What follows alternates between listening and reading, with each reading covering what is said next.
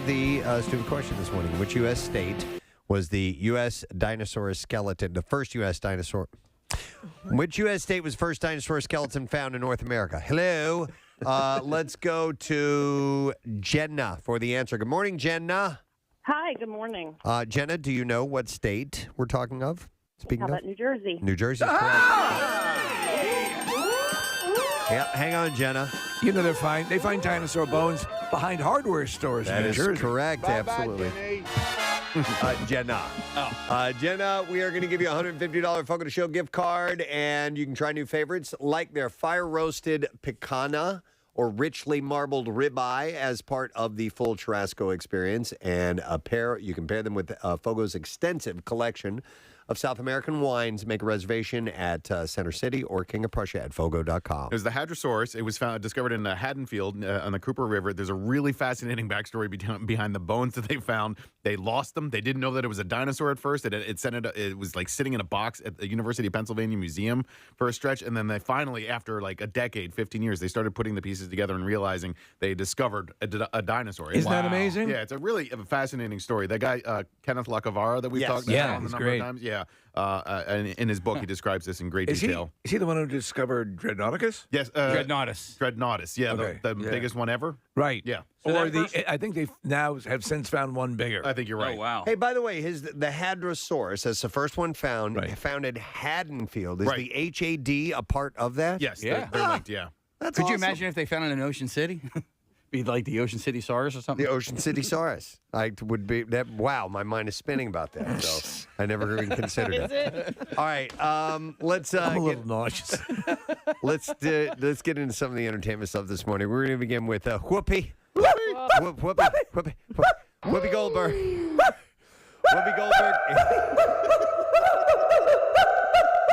We have audio for this one. Okay. Whoopi Goldberg has been suspended from The View for 2 weeks following her controversial remarks about the Holocaust. ABC News president Kim Goodwin, or is it Godwin, said in a statement yesterday evening, while Whoopi has apologized, I've asked her to take time to reflect and learn about the impact of her comments. Whoopi tried to explain her comments on The Late Show with Stephen Colbert Monday. Is that what we have the audio from? So we have audio. She's done about 3,500 apologies since the initial thing. This is the one from yesterday. They actually had an expert on the Holocaust, and she was talking to this person. But before that, she issued her most recent apology. Okay, here we go. Yesterday on our show, I misspoke. My words upset so many people, which was never my intention. I regret my comments, as I said, and I stand corrected. I also stand with the Jewish people, as they know and y'all know. An ABC insider told Page Six, ABC staffers and Disney Network executives are saying that Whoopi went way too far, and board members are not happy with her apology and want a fuller retraction. Harumph. The word is that Whoopi is in deep crap, according to this particular. That was a big one. Yeah, it was good. The source said. The source added that many of the network, including your fellow hosts. That one caught you. I'm sorry. I did. Sometimes you get a jewel. I wish I could do that, though. I can't do that. You know, for a little bit, I lost a percentage of my. We've got. I lost my falsetto completely at one point. So I had to over go the to years? Yeah, I had to go to a doctor about it. And so mine went away and came back. Yeah. So go figure that. I now have my original 4-octave range And back. now you can say Whoopi. Yeah. Let's see here. Many at the network, including her fellow hosts, believe Whoopi is too controversial now for the show, and that this isn't going to just blow over. So we'll have to wait and see. I think they're going to keep her. They blather on about all sorts of stuff on that show, and that's what they do. Yes. So another story. Kelly Rizzo has found a special way to honor her late husband, Bob Saget. I didn't know that was her name, man. Rizzo. Yeah. I almost played a Rizzo clip. That would've been in bad taste. Sorry. It's sad with Bob, but the Eat Travel Rock blogger, I guess that's the name of her blog, I guess, Eat Travel Rock, revealed on Instagram Monday that she took the stage at the Comedy Store in Los Angeles on Sunday evening to honor Bob. A lot of comedians showed up for that, obviously. Yes. The moment was particularly poignant, and it took place at the venue where Bob had launched his career as a comedian over 40 years ago. Rizzo noted how Saget, quote, would have gotten a huge kick out of me being up on stage there, backed up by his good friends Jim Carrey, Chris Rock, Jeff Ross, John Mayer, and John Stamos. She said, I know it made him smile, big, especially making Jim laugh like that. Bob would have been like, way to go, honey. I knew that you could do it. John Stamos. She said, thank you to everyone who came out last night to support and honor Bob. It means so much to all of us.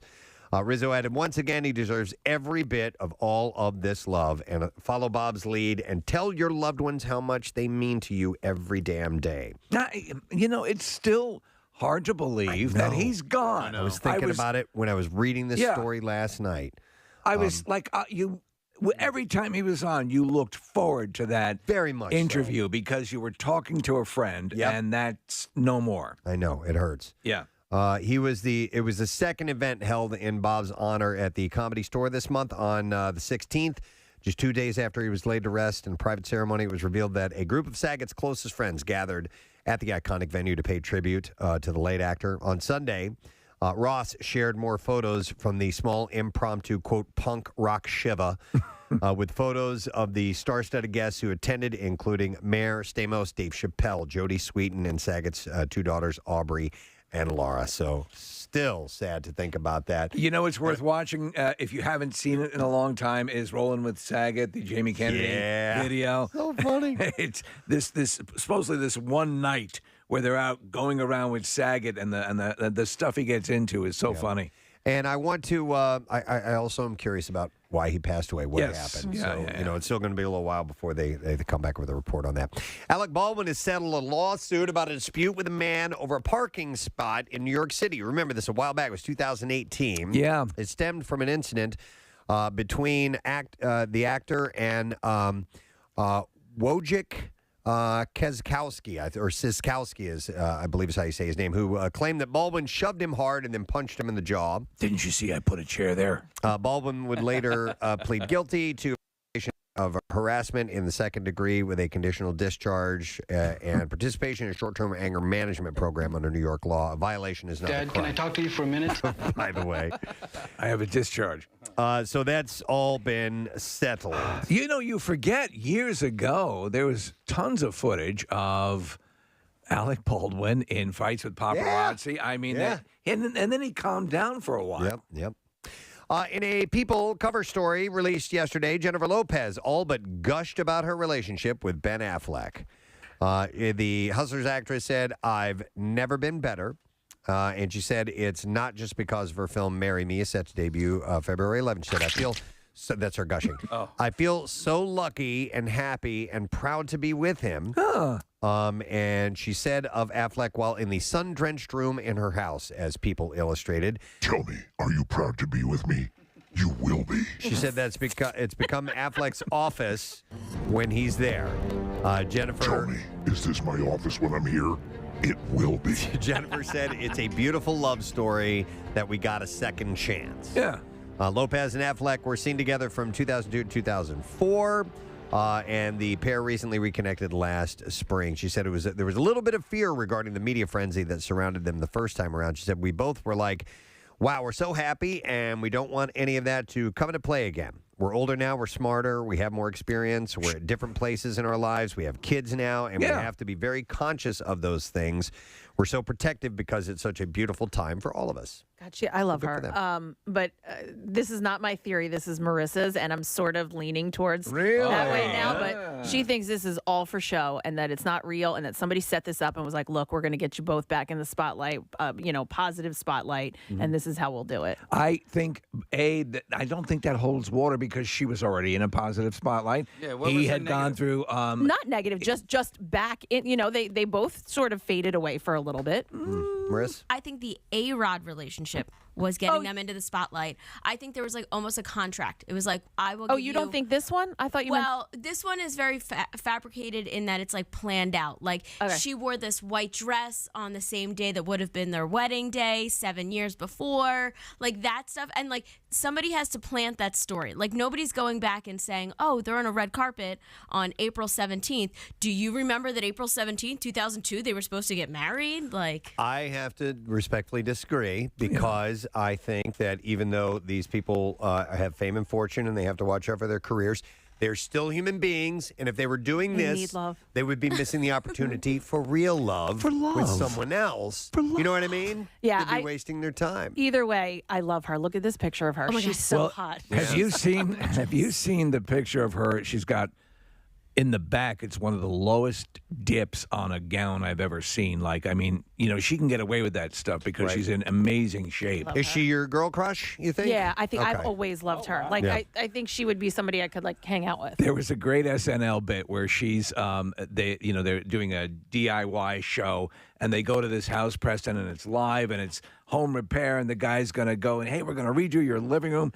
And so, Jennifer Lopez comes to the door looking like fantastic, and the joke is her husband is incredibly plain. So the husband's standing next to her, and the guy goes, could you go inside and get your husband? And he's right here. And then thing after thing just does not jibe, and it's a very well done, very funny bit, but she looks spectacular. What was was it the Super Bowl performance that she performed with Shakira? Was it Super Bowl? I think so, yeah. That was like a dream come true for me. I'm sure. That was. Yes. This is it, Preston. They're showing the clip here in the... Oh, yeah. Oh, yeah. He collects Smurfs. He's unemployed. She's a doctor. Oh, she looks stunning. She continued saying, I'm so proud of the man he's become that I've watched from afar, being honest with each other, being loving. That's just the basis of everything. I love it. She loves it. Yes. Tell me, do you want a gold rose from Steven Singer? You will.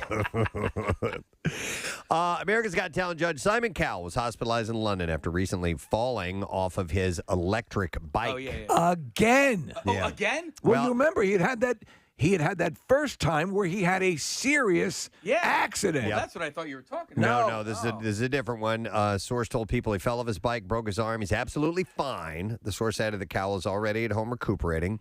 A photo of him in a bright yellow cast was published in The Sun yesterday.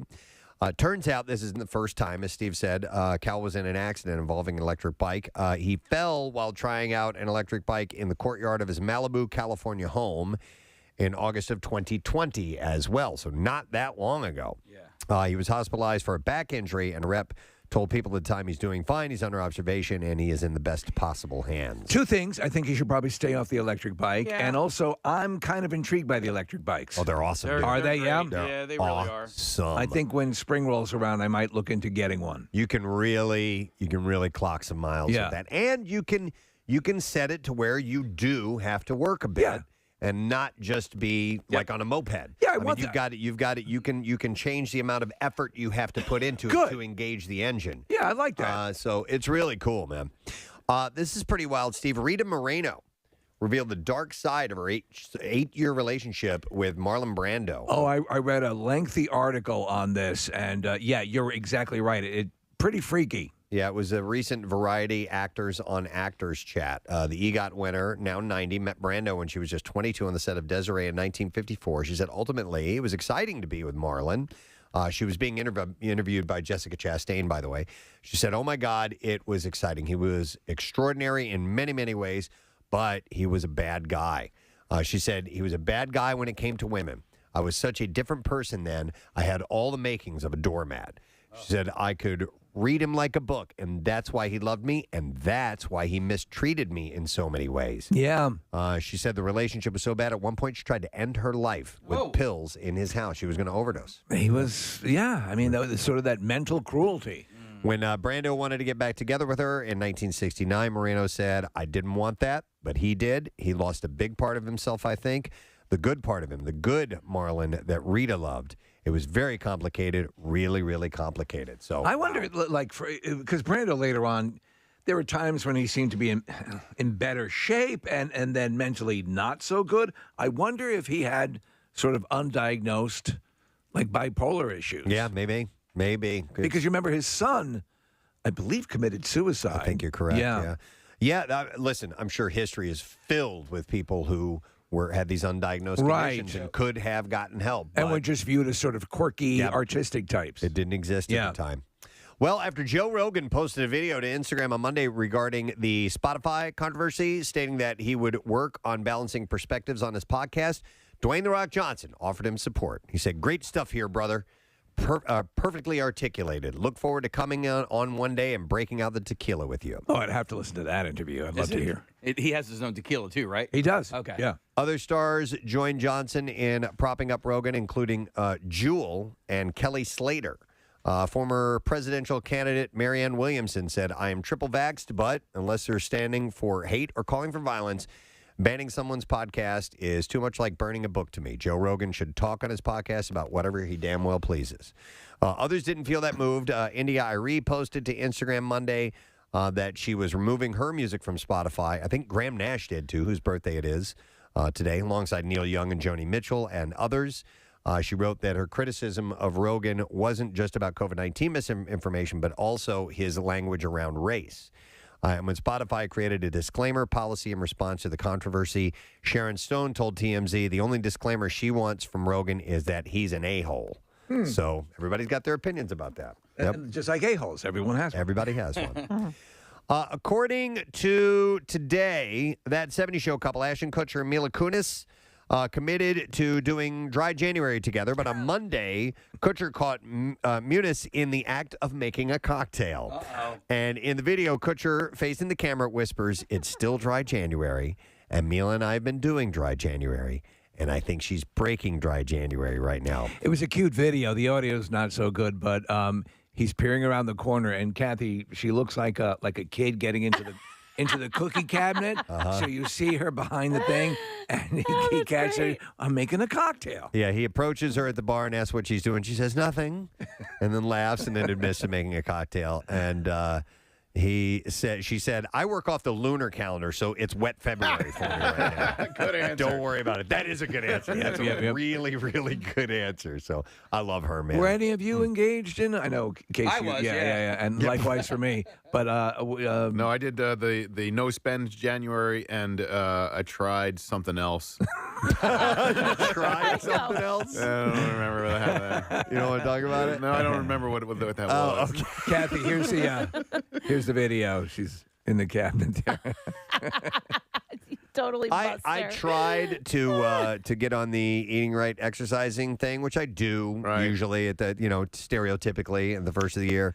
I couldn't do it this time around. I just don't feel like it. You know what I mean? Listen, I'll get there. There's a lot. Yes, and you will get there. It'll be absolutely fine. But there's a lot we juggle, and sometimes we need to give ourselves permission to just relax a bit. Yep, I'll get to it. And have that crumble cookie and scotch. Steve, you might, in fact, I know you'll like this. According to Deadline, a new series in the Star Trek franchise is in development at CBS Studios. I like the idea of this.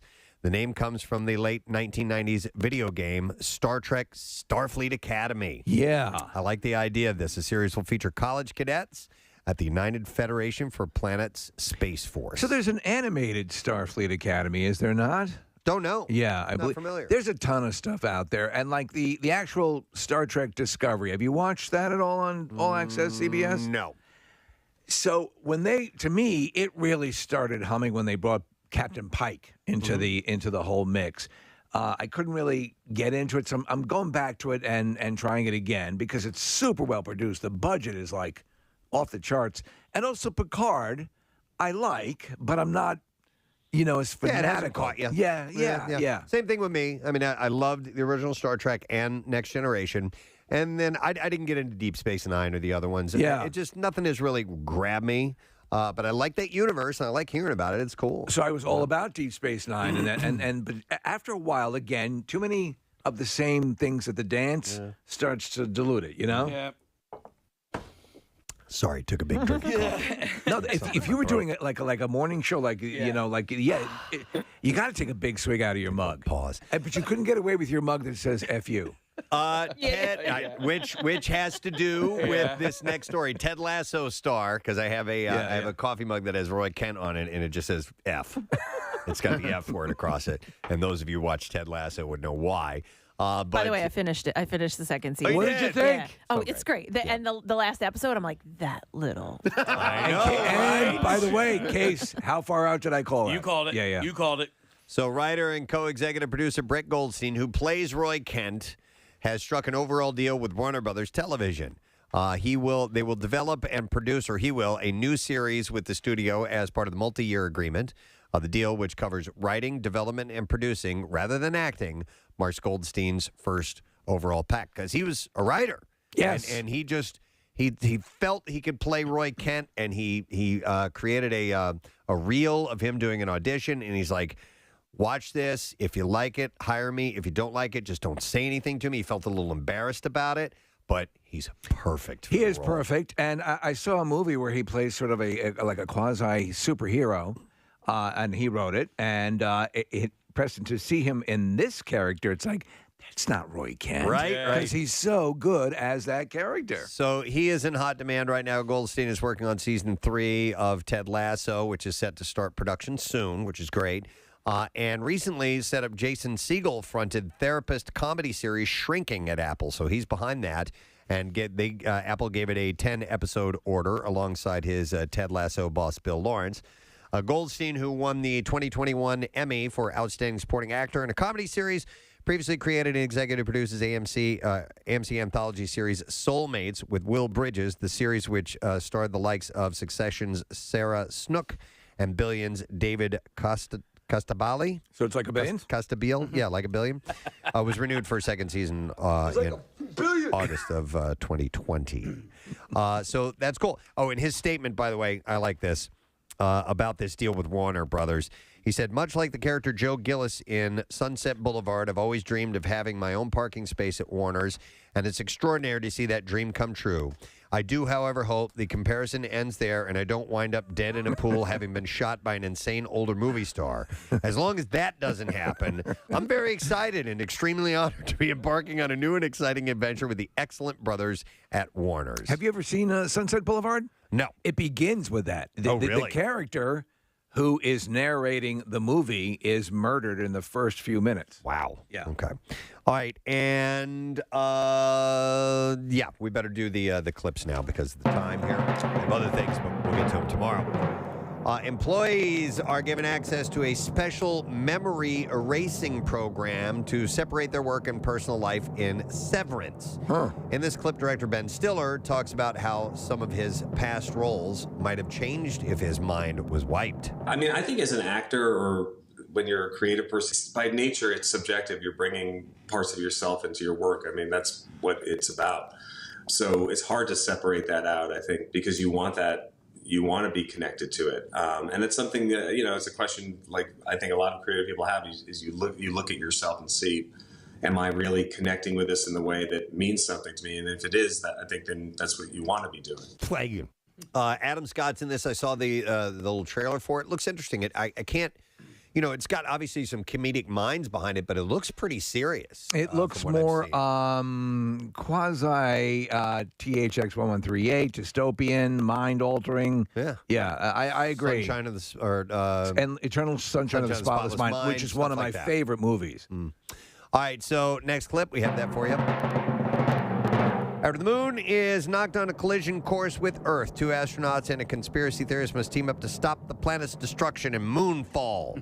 Hate that when the moon falls on Earth. Terrible. Here, Patrick Wilson shares his feelings on doing stunt work for the film. Doing stunts and doing movies, it's completely unnatural, right? Like when in your life, even if you're like a martial arts guy, when are you going to do like 100 kicks in a row and then get thrown across a room 10 times? And it usually, by the way, it's almost never the big stunts. It's the, hey, you got to dive out of the way of this. Now, I've got kids, I got boys, we just roll around on the ground a lot and wrestle, but like, when do you do that like 30 times in a row? Yeah!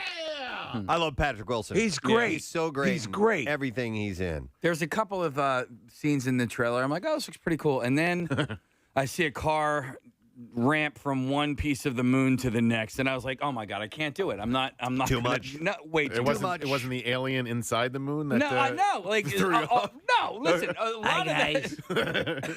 Hi guys, it was me. That part was believable. Not that it was believable. No, I know. It was just cheesy. I was like, this is cheesy. Sometimes they go like in the like just stay in the zone. In the Hobbit trilogy, there's a scene where Legolas, right? A bridge is collapsing, and as the chunks of the bridge are collapsing, he's jumping on them. He's jumping on falling. Yeah.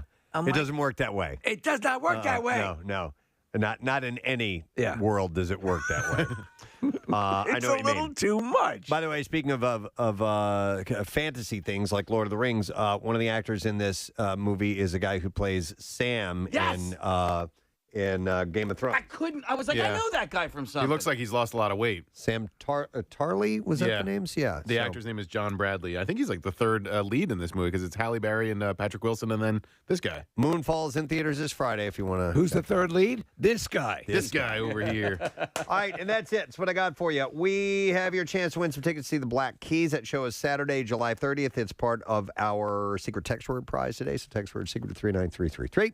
Bounce a word back to you. See if you can call in later on with that word, and we'll also grab a random texter and give that away too. A couple of guests: Greg Harris, the Rock and Roll Hall of Fame president and CEO, talking about the nominations that are out today. We'll find out who those are. Comedian Tony Roberts and Fox Good Day. We got a bunch to get to, so we'll be back in just a moment with all of it. Stay with us. Preston and Steve on 93.3 WMMR. 93.3 WMMR presents Dorothy. Gifts from the Holy Ghost Tour. Squirtable butter used to come in it thing. butter spray. Is that what? I no, can't not believe it's spray, not not butter. There's an actual like liquid, almost Really? like liquidy like the way you butter. dispense mustard. It was more back that. in the 80s probably, and if you had a waffle, you could go blink, blink, blink, blink, blink, blink in each little. Okay. I had a waffle. Each little I'd eat it crevice. in the morning. Yeah, there we go. Do you Parkway. need butter in every little square? You do. If you're you're a man. If you're a man, no. Okay.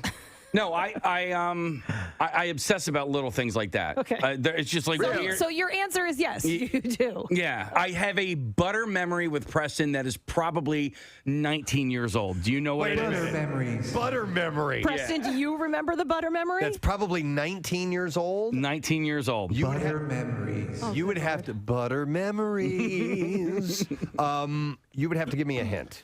Me, you, Steve, and Marilyn. Wow. that wraps it up. Butterfest, Did a show 1998. for 3 years together. Media Court Diner. Oh, okay. Oh, yeah. You know the butter memory? Yeah. Oh, well, do tell. So we're sitting there, and it's after we had done a show, and we're having lunch, and there was We're all just getting to know each other, by the way. yeah, we're all getting to know each other, and so they had a little ramekin full of butter, which is a small dish. And so I guess it was a ball of butter or something like that. And we're just talking, and I just reach out and grab it and just squish it with my hand, just to be outrageous, Provocative. I'm like, ooh, butter. Yeah. And I did that, and he died laughing. So. I was like, what? I wish I would have done that.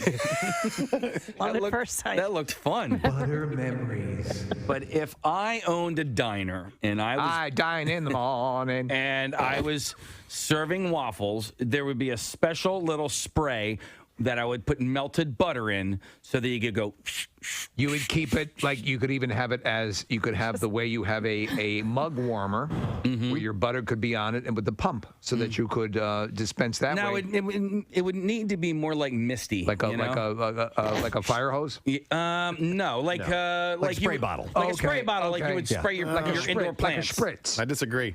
I think that the butter, like the spray butter, you're lessening the quality of the butter product. And if you're going to have like actual butter, you're going to need to have like a vat of melted butter. This is your diner, so I'm not trying to tell you how to run your business. You open your own diner next door with your own goddamn normal, boring pats of butter. I kind of want to work with you, like almost like as if I was your therapist, and to make you okay with not having butter in every square. Like it's all right. No, I know. It's still going to taste good. You're going to get enough butter. Believe me, I've Touchstone Pictures. He had to have butter in every square until a concerned therapist came into his life.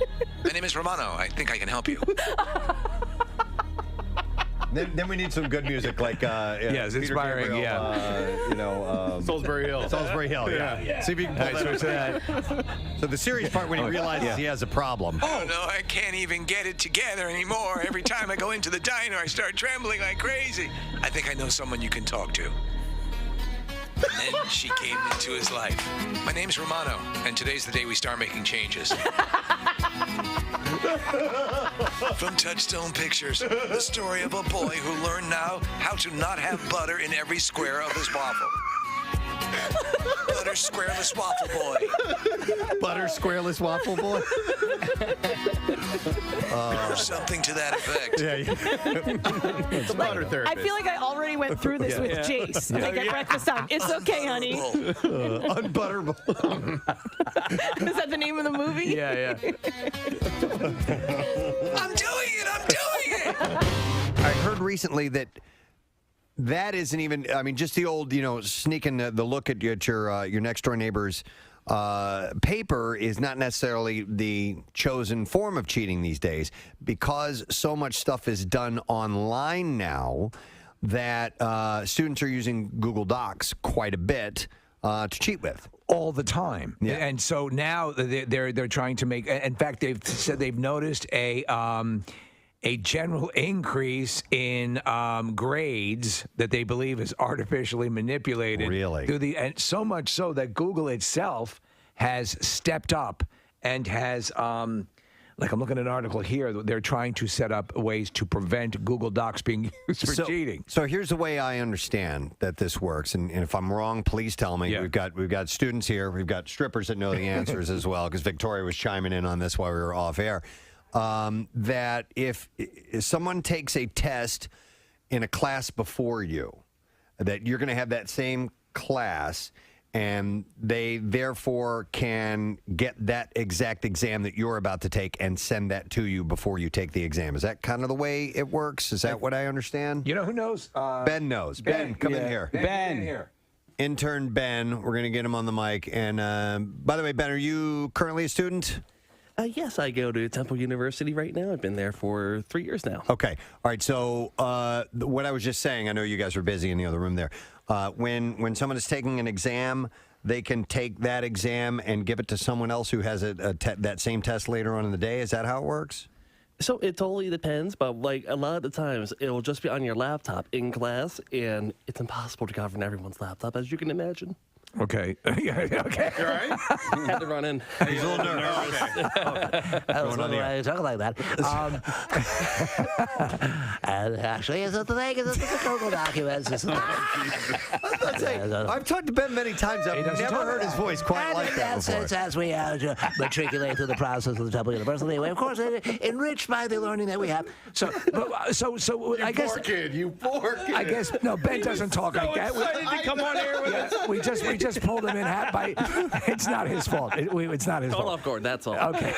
So Ben, I guess what Preston's asking is how does Let's start over. How does the document get disseminated to everyone who's looking to cheat off that original document? So you can have a Google Doc open on your laptop in like a separate tab, and then you can send it to anybody that has like a Google email. And of course, our school uses Google for everything. So you can have the Google Doc, I guess, open on a different browser. Right. And just sort of toggle between the two, the test and the Google Doc test, Google Doc. I don't know. Gabby's here as well. She's also a student. You know. What's your take on it? Yes. Stop it. I'm just kidding. Poor Ben. We pull him in while he's trying to do other work. So What's your take on it, Gabby? Yeah. So if you're in a group, just like in a group, when you're doing one of your assignments, you obviously have everybody's email. So you can set up this Google Doc where you can share everything that you do. So even if you're in one class earlier and you have a friend that's in the next class later in the day, you can just share that document with other people in other classes. Okay. And Victoria, were you the student? Did you do this or hear about this happening as well? Yes. Oh, why is your mic not on? I'm sorry. Go ahead. Yeah. Yes. So when I was in school, it was just super easy. First of all, the website is pretty, like, once you get it down, it's super easy to use. And yes, sharing is so easy, and it's so easy to communicate on there amongst many people. Did anyone ever flow? I mean, because they're saying that it has had, and Google has actually had to step in to give teachers ways to fight this. Do you know anyone who's ever cheated using the system? Well, that's what I was going to ask. I would say. Actually, no, I'm not aware. Ben has something to say about the Apple Watches. Yes. So not about the Apple Watch, but I do have a story we can go into. Okay, please do. So in high Make it a long school, one. I went to a tech school. So I was in computer programming, obviously. Right, yeah. Obviously. So, but we figured out a way to cheat on the learning guides, which is like our little exercises to learn how to program, but the teacher caught wind of this. Yeah. So for a month, every student had to handwrite all their code. Oh, God. Because we were cheating, which is like Writing Java and HTML. That's awful. That's crazy. That's all little We had symbols. to handwrite all of it, then we had to type it up, and that was like his way to prevent us from cheating. And I was pissed because I wasn't cheating. I was the one actually doing it right because This all is the other students were. outlandish. This is absolutely outlandish. I'm going to take you outside and kick your ass. Did you rat everybody out because you weren't What am cheating? I, a monk? This is ridiculous. No, Casey, I was trying to be cool. No. But so how long did it take to take a test like that? Well, for what would take 5 minutes on the computer was about 25 on the paper. Jesus. Just because you got to remember the symbols, you got to squiggle them or whatever. Just you have to talk through them.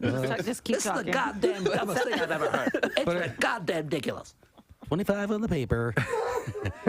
No, but I mean, to write, who's talking about writing code is in all symbols and intense stuff. It's, Preston, get yourself together. I can't. Steve being outrageous Ben is killing me. Oh, this is an outrage. Preston, our dancer wants to chime in here as well. Oh, yes, Victoria. Yes. Yeah, don't forget about me. Okay. I'm anyways. sorry, Victoria. No, it's okay. It's just so funny. I'm listening to how far people will go to actually cheat, and I went to a really good school, and we would literally cheat in groups, and the teachers had no idea. That's how No oblivious. idea. I guess they were just paid so well that I swear they didn't care. do you think there's some credence to the fact that schools who rely on, how the school's performing would allow this to happen to I guess to keep up with their the reviews and standard or stuff like whatever. that? Yeah. It's I mean, I conceivable. went to a really good school, so I guess high test scores were super important. So it's And- plausible deniability, right? That you can say, okay, they're just getting good grades. And what's funny enough, in 9th grade, I actually had a social studies teacher that would literally grade you on if he liked you or not. We would write what we had for breakfast on literally I would write the most ridiculous answers, and some of them would be right and some of them would be wrong. I swear this man graded you on whether he liked you or not, or maybe your outfit that day. I swear I bet he you didn't did care. very well.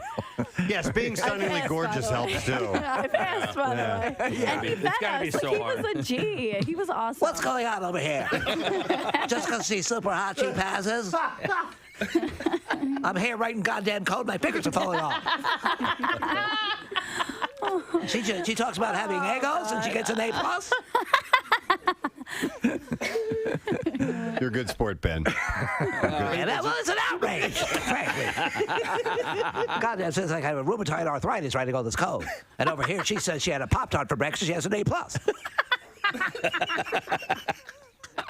I love when you threaten to kick their ass. Outside now, I'm going to put my foot so far up your ass, you're going to see my big toe coming out your nose. Oh, my God. All right, we have to wrap this up. Oh, we do? Okay, Yeah, all right. No. Officials are working to contain a scabies outbreak. No. What the hell? This is at Radnor Middle School and one student from Radnor Elementary School, yeah. Yep. Scabies. Mhm. And at least 18 students were diagnosed with the infectious disease. Okay, what is scabies? It's a rash. Okay. Isn't that... Wait, okay. Scabies isn't crabs? Well, it is caused by a mite. A little creature. Okay. But they normally it's not visible to the naked eye. But it's not It's not crabs. It's not, okay. It's not like but crotch do you crabs. get it down there? You can. Yeah. Okay. Yeah. If you're so lucky. The scabies will burrow under the skin and lay eggs. Oh, God. An itchy rash consisting of raised tracts, bumps, or blisters may appear on parts of the body, including between fingers, wrists, elbows, armpits, waistline, thighs, and genitalia. Including the nutsack. Yes, probably. Yeah. Well, there all the little crevices and cracks. Yeah. They lay their Ball eggs. sacks are yummy. I remember in high school there was an outbreak in our school, but it was everyone who was getting it down there. Yeah. So it seems like it's few and far between that we have scabies outbreaks. I always consider that one of those bizarre peripheral things like scurvy and gout. There was the guy that I told you about that wanted to go halfsies on the fleshlight. Oh yeah. And by the way, again, take that in. Nick knows someone who wanted to go halvesies on a fleshlight. Yeah. God, I hate him. Yeah, me too. I love him, but I hate him. But there was an outbreak of it in college. Is this guy an Elvis impersonator by any chance?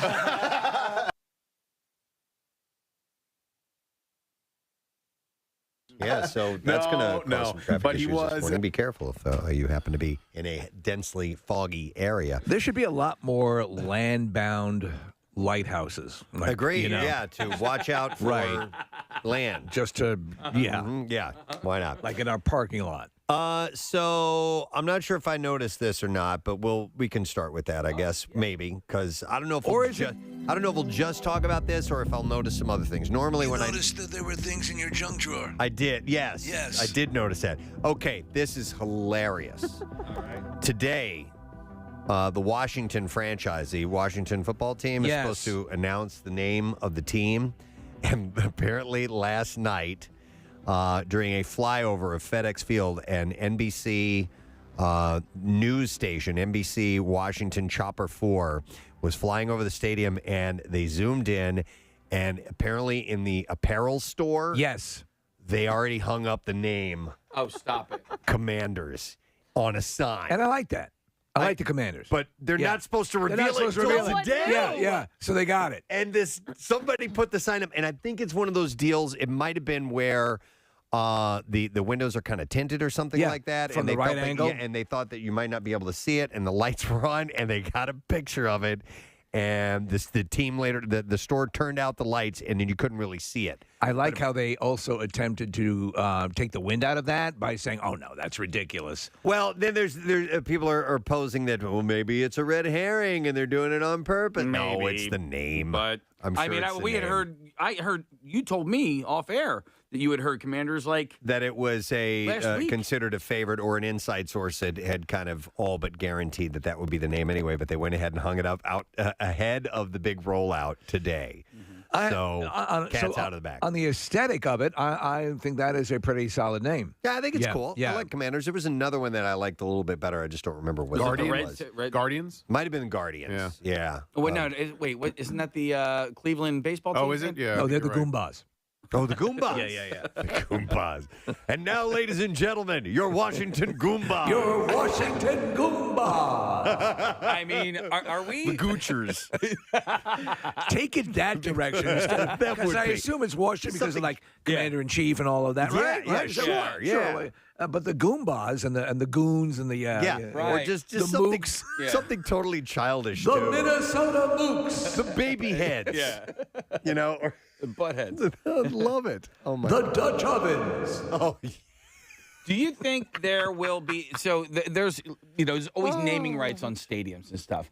Do you think we'll ever get to a point where the naming rights will be the actual mascot? No. Okay. No. There's again, we're left with the waterfront. I think that's just temporary. There's no it's way. gonna be something, yeah. It's going to be.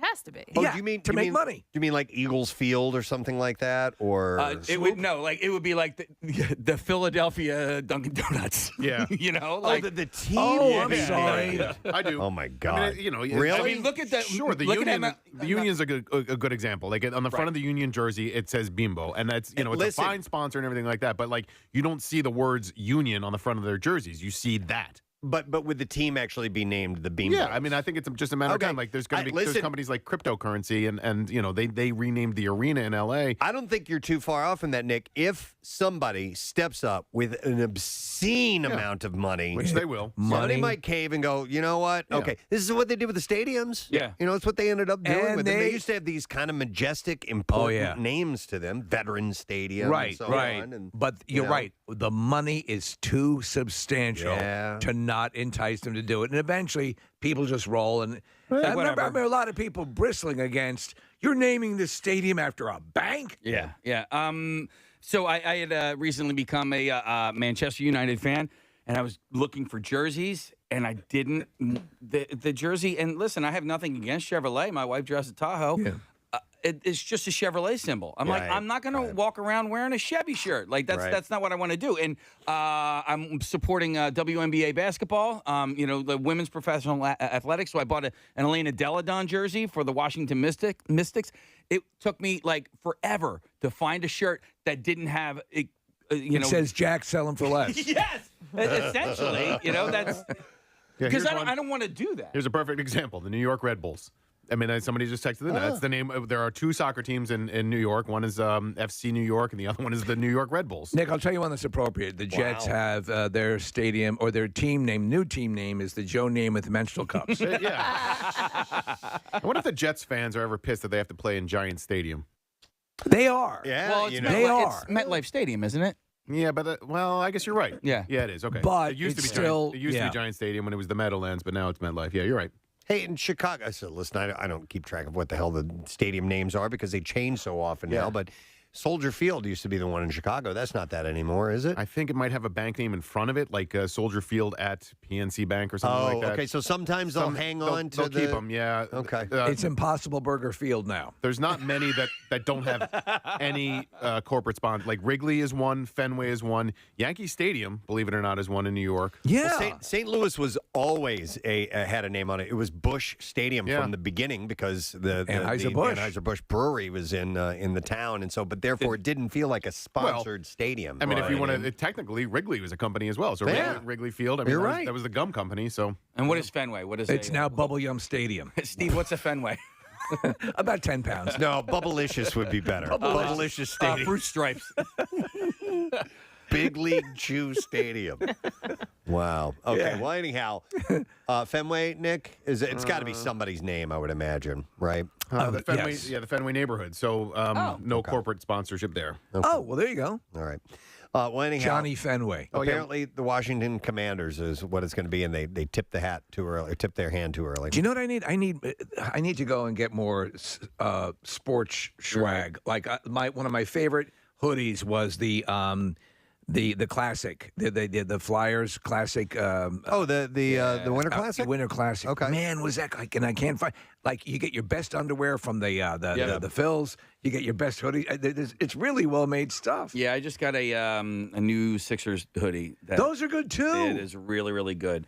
And by the way, for anybody who wants to hate me over being a Man U fan, here's the deal. I wanted to start following Premier League soccer.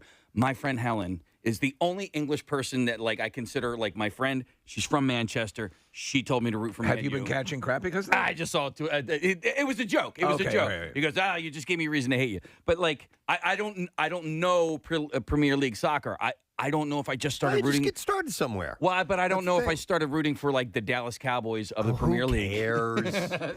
People take the sports very serious. Who offers the best logoed menstrual cups? Joe Namath. There we go. Yes. Okay. Lambeau Field is another one without a corporate sponsorship attached to it. Lambeau and where the Packers play. Lamborghini. I always thought Lamborghini had sponsored that. No, I'm kidding. They should. Shouldn't they? Yeah, now they should. Just change the spelling. Tonight is Lamborghini night. Everyone attending will get a Lamborghini. We have breaking news. I'm sorry to jump into this story, but let's break the news. Breaking news. We go now to WMMR, the studios of Preston and Steve, where Preston is waiting to deliver breaking news. Phil saw a shadow. Yeah. 6 more weeks of winter. We're as cold as ice, in the great foreigner words. Are we willing to sacrifice our love? I think so. I was trying to think of the next line, and I can't remember it. Yep. Yeah, that's where it ends. You never for me. take advice, but someday You never pay the price. You'll pay the price. That's right. I know. Yeah. You never take advice. All right, so 6 more weeks of winter. Yay! So the delirious rat. Whatever, man. All right, listen. I did notice this story. All right, and we're gonna move on. This is wild. Get serious. And I got to thank Jerry Torres. He's a local comedian, and Jerry's great. He sends me good stuff, and I loved this. So it has to do with Van Halen's 1980s "Hot for Teacher" video. Yes. All right, so it's on the album 1984. So the video came out that year, I assume. And it was an interview that Jerry found with the kid who played little Michael Anthony in the video. His name is Yano Anaya. I remember he looked a lot like Michael Anthony, did he not? I don't remember. They all, try to approximate the look of the band members. So those of you who may not know the video, it's miniature versions. It's kids that were playing Mike and Alex and Eddie and Dave, and they go to school, and Hot for Teacher is all about sexy teachers who look like strippers, apparently, in this video. And also it sends a pretty bad message about beating up the dorky kid in the school. Remember Waldo? Even the bus driver, who is Dave, is giving him a hard time. But nonetheless, and this story will exemplify how different things were back then. So it's an interview with this guy who was a kid at the time. On the set. Playing Michael Anthony on the set. So in the interview, and I'll just read it verbatim. So the interviewer asked, did you know any of the other kids before you met them at the shoot? He said, no. I went to an audition in Hollywood, and then I got a call back 2 days later. Then 2 days after that, I got the call that I actually got the job. I didn't meet anybody else until I got to the location, which was at a high school, which was John Marshall High School in Los Feliz. He said the school wasn't even operating because they used it so much in movies and commercials. So I guess they just used it for that exclusively eventually. He said, what do you remember about the day of the shoot? And Yano said, the shoot took 4 days. I got there on the first day at 9:30 in the morning, and I told my mom, I need to go meet the band. That's my priority. So I found the trailer, and I knocked on the door. Alex Van Halen answered, and he looked up at me. He looked at me and went, what's up, kid? And I just went, I'm part of the cast. I'm playing Michael Anthony Jr., and I just wanted to see if I could hang out with you guys. And he went, come on in. Wow. And the kid was like, yeah. So he goes, the interviewer said, you were 13-year-old kid when they were on their best behavior when you were with him? And he goes, well, their best behavior for Van Halen, because there was no filter. And Alex was like, hey, man, why don't you go in the back there and grab us a couple beers? This kid's 13. Right. So I walked back there, and Dave Lee Roth was there. He looked at me and went, who the F are you? Why is there a kid in our trailer? And Alex was like, don't worry about it, man. He's just part of the cast. He's hanging out with us. They had an ice chest in the back with nothing but Coke and Schlitz malt liquor beer. So I grabbed 2 of them. I went up to the front, and Alex challenged me to a shotgun. Oh, my. And he said, I'm 13 years old. It's 10:20 in the morning, and I'm drinking a Schlitz beer with Alex Van Halen. He said, I drank that one beer, and I was so drunk. Wow. Because malt liquor is, loaded with alcohol content. So he's 13. He shotguns a beer with Alex Van Halen. He said, the interviewer said, what was the real Michael Anthony like? He said he was very cool. He was just chilled. And Eddie was kind of quiet as well. And I don't think Dave was in and hanging out with some kid. Probably not. He said, but Alex was the one. He wanted to know who I was and where I was from and all that stuff. Well, we hear that Alex is kind of a dick with adults, so maybe hanging with kids is more his speed. And then the interviewer says, what's your favorite memory of actually shooting the video? And this is great. He said, the thing that stuck with me most was the part where the teacher was dancing on the table and all the kids were looking at her legs. And the director was shouting, grab her legs. And I looked at my mom and I said, should I do that? Is that okay? And my mom was like, do your son job. And I was so embarrassed to do your that, job, son. So he's reaching up and grabbing the stripper. This woman who's essentially playing a stripper in the video, grabbing her legs. And the interviewer finally asked, did you get to spend much time with Eddie? He said, yeah. I grew the balls to ask him to play the intro to Running with the Devil, which was my favorite song. Oh, wow. And he took me to the back of the trailer, pulled out a tiny little amp, pulled out his guitar, and literally played the whole thing for me in person by myself just for me. That's a pretty magical memory. He said that experience was epic. I read an interview, I think it was an interview with or an article about the woman who played the teacher. And she's aged quite nicely. But, she couldn't quite wrap her mind around what the purpose of the video was. Especially with the kids. You look back at it now and you're like, no way, dude. No way would that ever happen. It would not fly, yeah. So many faux pas in that. And the video of these kids and this stripper gyrating on the stage and they're reaching up and just doing all this stuff is like, whoa, man. Yeah, different time. You can look back on any decade and go, that was a different time. Yeah, you have to Things were judge. a lot different back then. Judge people in their time, as they say. All right, so anyhow, I thought that was pretty interesting. Thank you, Jerry, for sending that over and having me notice it. Noticing the junk drawer. Doubling back to the Groundhog. Yes. You said Punxsutawney Phil, this just in, saw a shadow, 6 more months of winter. Well, New Jersey's weather predicting groundhog, Milltown Mel, What? died. Yeah. Yesterday. Yeah, died yesterday. Yesterday. Wow. Yes. Coincidence? Yes. I think that means 6 more years of winter. Yeah. I think that's what that comes up back as. So the Groundhog's Facebook page said, we Wranglers are sad to report that Milltown Mel recently crossed over the Rainbow Bridge. It wasn't immediately clear when the local celebrity died, but the borough's annual Groundhog Day ceremony has been axed this year as a result. Were you familiar with Milltown? No. And apparently there's a lot of states rip it off, throughout the country, but Phil's the original. So the Post said, considering the average lifespan of a groundhog is about 3 years, that is not such a shock. But Mel left us at a tough time of year when most of his fellow groundhogs are hibernating. Groundhogs live for 3 years? That's what it says. That's miserable. Yeah, right. Remember the, what was it, de Blasio dropped the groundhog in New York City? Right. And it died It soon after? died? Yeah. Oh, I don't remember that. Yep. Yeah, you'd be surprised at some animals and their lifespan. 3 years. Pretty short, yeah. I mean, not as tragic, but the Philadelphia Zoo had like the oldest living gorilla in captivity, and it was his birthday. That's what they should do at Punxsutawney, release a gorilla. Oh, my God. But this is back in the 80s, and they had a big celebration for him. I can't remember how old he was, but he died on his birthday. He died that day. Well, that's poetic. Yeah, a little bit.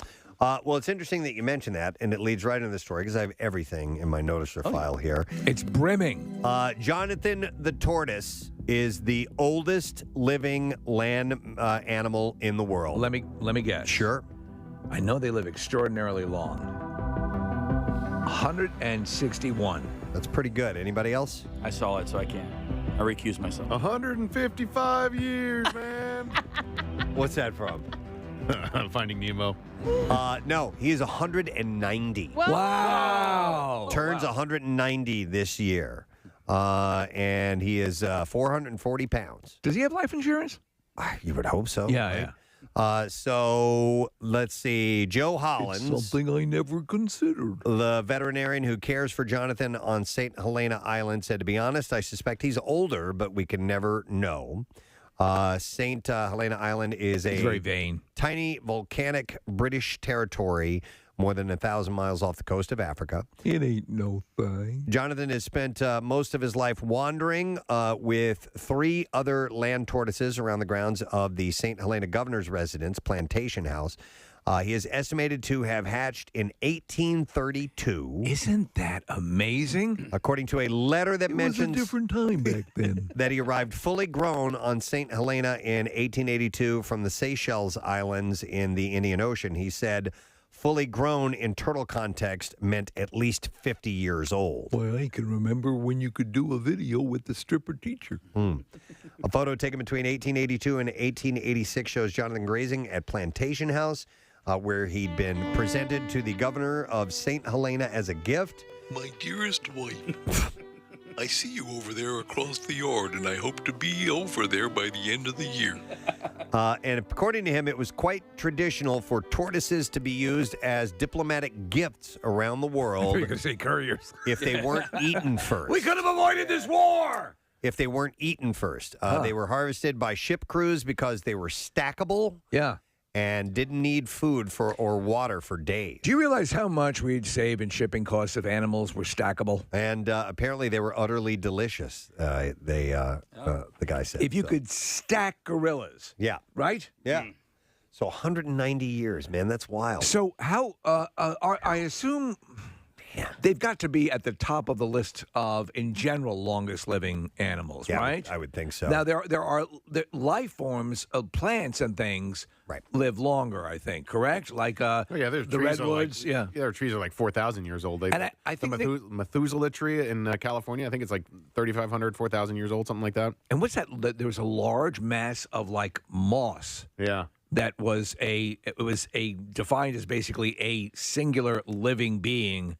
Or was it a mushroom or something like that? Maybe a mushroom. Yeah. I know Or what a you're talking about, succulent. but it's huge. Yeah. Because it's all considered one organism. Right. And yeah, Steve, and I've heard of some ocean-dwelling creatures that can actually, if they survive, seahorse, can live for a really, really, really, really, really long time. Methuselah is I'm sorry, speak up, sir. Could you say that one more time? Seahorses forever. Methuselah is a 4,853-year-old Great Basin bristlecone pine tree growing in eastern California. It's amazing. Wow. Can't lose that one. Nope. But I want to marry it. But this turtle is. I want to kiss you. I want to kiss that tree. This turtle is 190. You don't have to kiss back or anything. Hey, tree. When you come back to my apartment, I'll show you my little turtles. They don't say much, do you, tree? Yeah. I want to kiss you. Yeah. I like older women. And what? Older women. Oh, you like older. Sorry, I didn't hear you.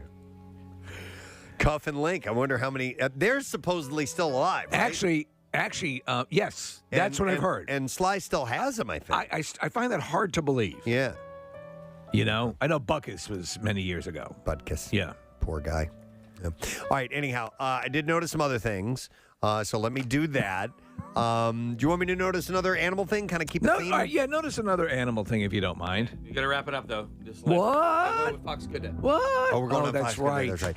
All right, one last thing. A penguin couple received an extra special New Year's gift at a zoo in New York where they became the first the organization's first same-sex foster parents to successfully hatch an egg. Huh. The chick was hatched on January 1st by Elmer and Lima, two adult male Humboldt penguins at the Rosamond Gifford Zoo in Syracuse. It was actually very special. Elmer and Lima were both born at the zoo themselves, and they became a couple in the fall of 2021 during the current breeding season. The zoo said Elmer was given his name because the egg he hatched from was accidentally damaged by his parents, and the animal care team glued it together with Elmer's glue. And it worked. Yep. Wow. To avoid this kind of unintentional damage, the zoo said it sometimes transfers an egg from its biological parents to foster parents who then care for it while the other couple incubate a dummy egg. That's amazing. The egg that It's an Elmer egg dummy. and Lima had hatched was initially laid by a heterosexual pair, Poquita and Vente. But after the zoo team detected a viable embryo inside, they transferred it to the first-time dads. They said that not all parents are good at hatching eggs, with some breaking the egg, not incubating it correctly, or fighting over who incubates it at what time. And Did you ever get into incubation fights with the wife? I did not. No, we were lucky. Okay. And he said that's how we evaluate who will be good foster parents. And Elmer and Lima were exemplary in every aspect of egg care. And at least two penguin pairs have broken their eggs in the past. And the fact that Elmer and Lima built a nest and defended their territory was a sign that they could be good parents. Penguins are really actually, any documentary, and we were talking about them, Casey, what they'll do to keep the egg warm and keep it up on their feet and all the precise things that they do. So that's pretty miraculous. But apparently some of them aren't good at it, and then they can detect by do they leave it with the grandparents? Their actions which ones will be good parents, and then they can kind of have surrogates of sorts. that? So I think that's really cool. Do penguins have thruples? I don't know what thruples are. A three-person Oh, I don't relationship? know. Yeah. Maybe. You never know.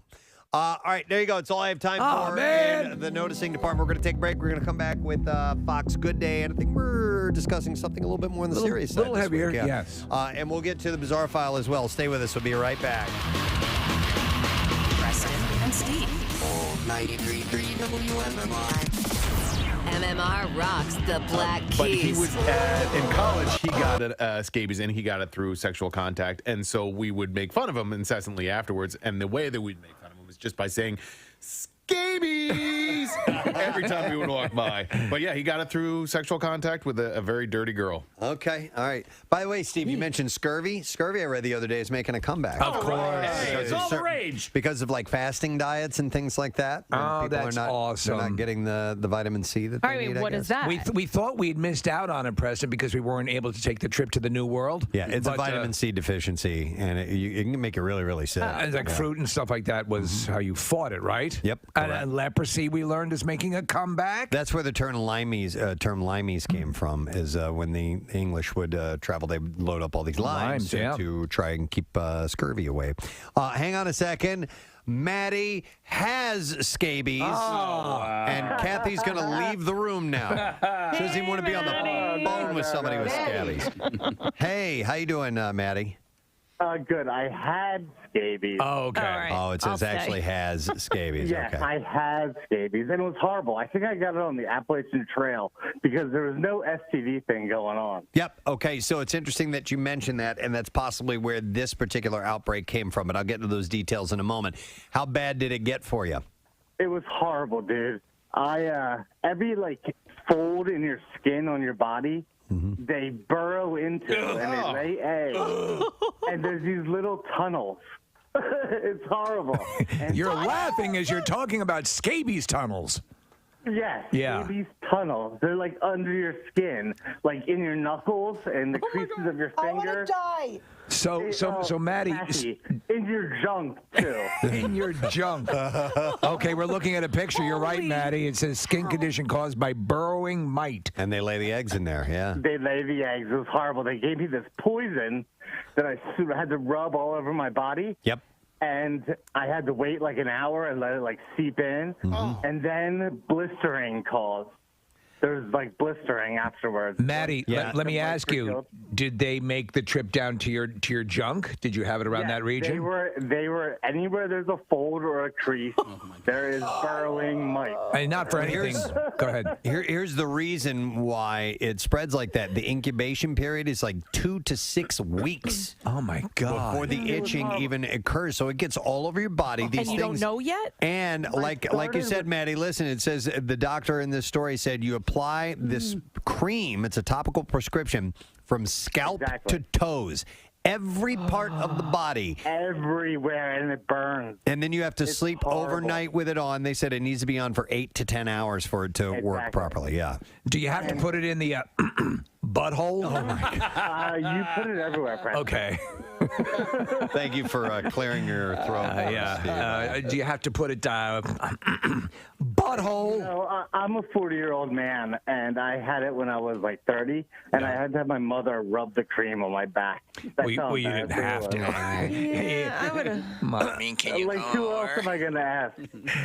I don't know. Thanks, Maddie. I appreciate it. Maybe like a girl or wife. Somebody who could put it in your mother. I have to go over to my 30-year-old single son and rub ointment in his ass. That is horrifying. Yeah, that's nasty. I did not realize the burrowing was an issue. That adds a whole other realm of hell to it. I always thought it was a slightly bit more benign, but it does sound very similar to genital crabs. So they said the outbreak was caused by a camping trip that some of the students attended. Oh, they went to Whore Island. The doctor said they all hung out together, which is the typical story for scabies. Some of the kids, we did see a few of them, and that, that most likely it was just because they were all in close contact with each other. They were camping. Oh, yeah. And that's when the whores come in. It's true. So sleeping bags and things of that nature and camping tents, it's a confined space. I've had a few texts come in, and also it looked like a call had been up as well. Were you guys familiar with chiggers? Yeah. Chiggers, yes. Yeah. Growing up I lived in the South for a little while, and we would always warn about, those look like chigger bites. Which were painful. I mean, because you could scratch them until they bled almost. I mean, as a kid, I was just itch so much you wouldn't stop scratching. That's why that park went out of business at Chiggerland. Yeah, no, that's Digger World. Oh, I'm sorry. I'm thinking of. But anyhow, I don't know if they're the same. They're related, I guess. Are they? Yeah, they're also mites. They're just different kind of mites. Chiggers, I always assumed, were a little bit bigger. I don't know. Mites, I guess, you can't really see them. No, these ones are called trombiculid mites. Okay. Which are different than the scabies mites. By the way, there are little creatures all over your body all the time, Kathy. I plan on it. Oh, stop it. Like in your hair follicles. Constantly, crawling in and out of all sorts of orifices. No, not mine. And then, of course, they have to defecate. Right. Oh, my God. I mean, they are alive. I mean, and so all over your body, there's little recesses where they're crapping. Right. And then having sex. Interesting. In your own body. Growing up, my dogs would get fleas all the time. Yeah. And it's never been an That's issue from sleeping with dirty dogs. No, but I mean, it's kind of an invasive species. It's incredibly invasive. And once you get it in the house, we had to have our house bombed a couple of times. And because, my one dog, he would just kind of like hop the fence and run the neighborhood. So I don't know where you pick up fleas. Where do you? Anywhere. Any street corner. They usually dress like slutty. Nothing quite like Scabby Welts, man. Yeah. That's the old bluegrass singer. His name is Scabby Welts, and he sold more records in Pakistan than Slim Whitman. Hi, I'm Scabby Welts. It's great here to provide you folks with music. Music that'll make you want to scratch. He and Boxcar Willie went out on tour together. So, But he died of scratching himself to death. Yeah. Scabby Welts. You remember Scabby? Yeah. From the good old Order days. now and get a second collection from Pussy Fistula. Oh, my God. Let's see if we can get an answer to our stupid question. Wow. I don't know who's on the phone. I don't know what they have to say. So I think our phone screener's messed up here. So This is Guess the Caller Wednesdays, Preston. It's a new thing. Okay. Hang on now. My phone lines aren't even lit up. I gotta. Okay. Casey has to do what's called retake the board. You need a gun? No, it's a little step process where he has to hit a few buttons. And can I try it? Go for All right, it. let me see here. For it. No, that doesn't work. It doesn't work. So now he's got to do Is this. this because of cleaning? Of course it is. Oh, it is. You touched something. I didn't do the board. Try now, bro. All right. Hi. No.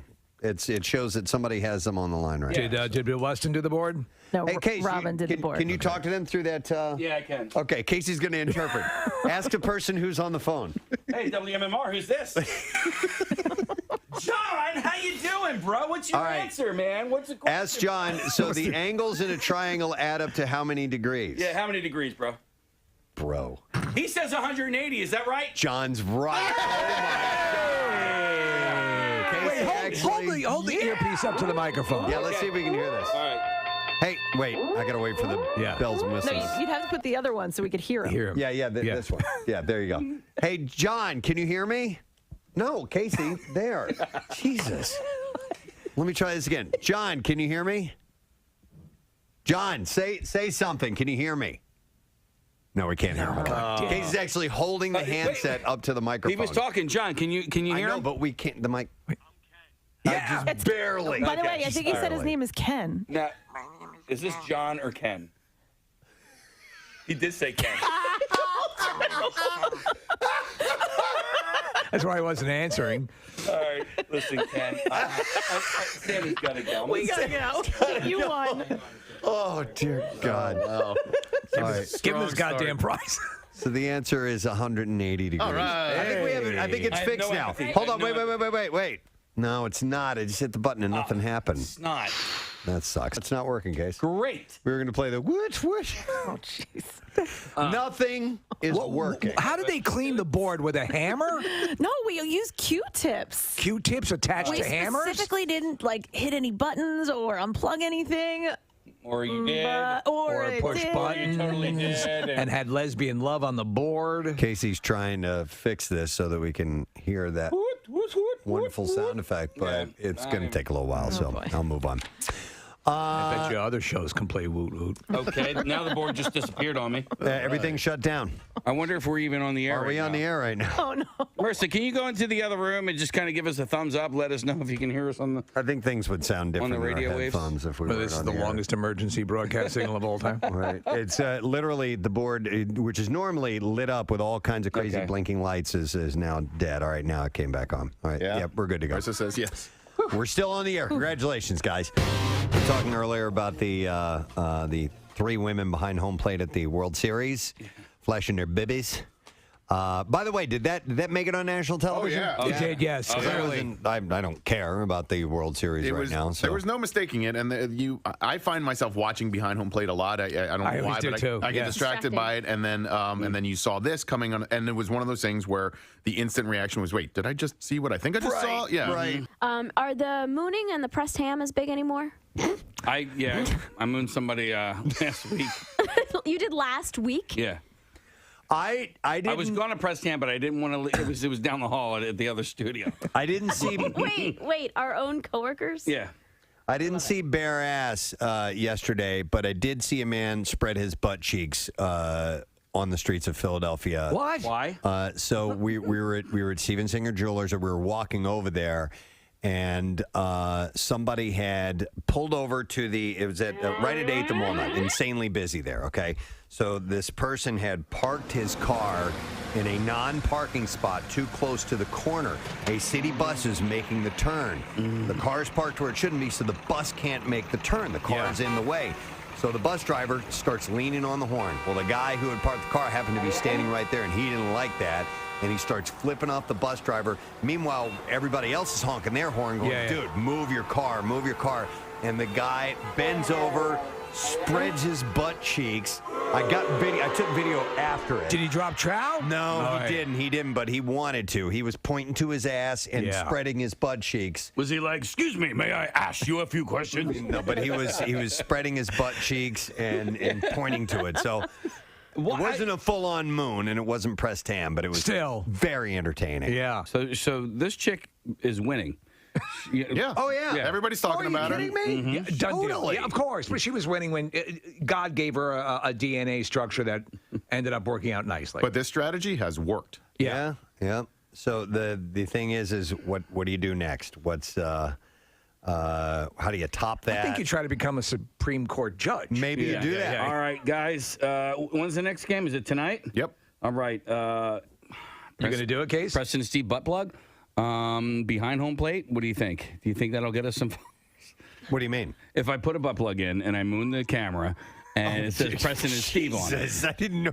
I thought this was a charity thing. I thought it was a charity event. I thought he was talking about promoting a charity. All right, I'll put a can of something up there instead. Yeah. But It'll be the Camp Out for Hunger. We say butt plug all the time. How about inserting a mag light? Yeah. I didn't know you were going actual butt plug. No, is it Preston Steve butt? Yeah, I guess you're. No.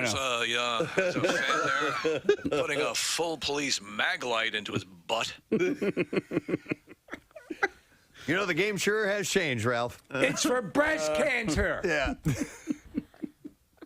You got to get to Houston tonight, Case. It's not in D.C. Sorry. Yeah. Houston, maybe. Well, you see, D.C. would have been doable. Right. All right. How much for a D.C. was viable, but Houston seems extraordinarily difficult. Wait, what did you say? How much for a mag light? No. How much? I may have said that. How much? No. For behind the home plate seats. Oh, I'm sorry. Yeah. Yes, do you carry full-size mag lights like the police use? It's for my butt.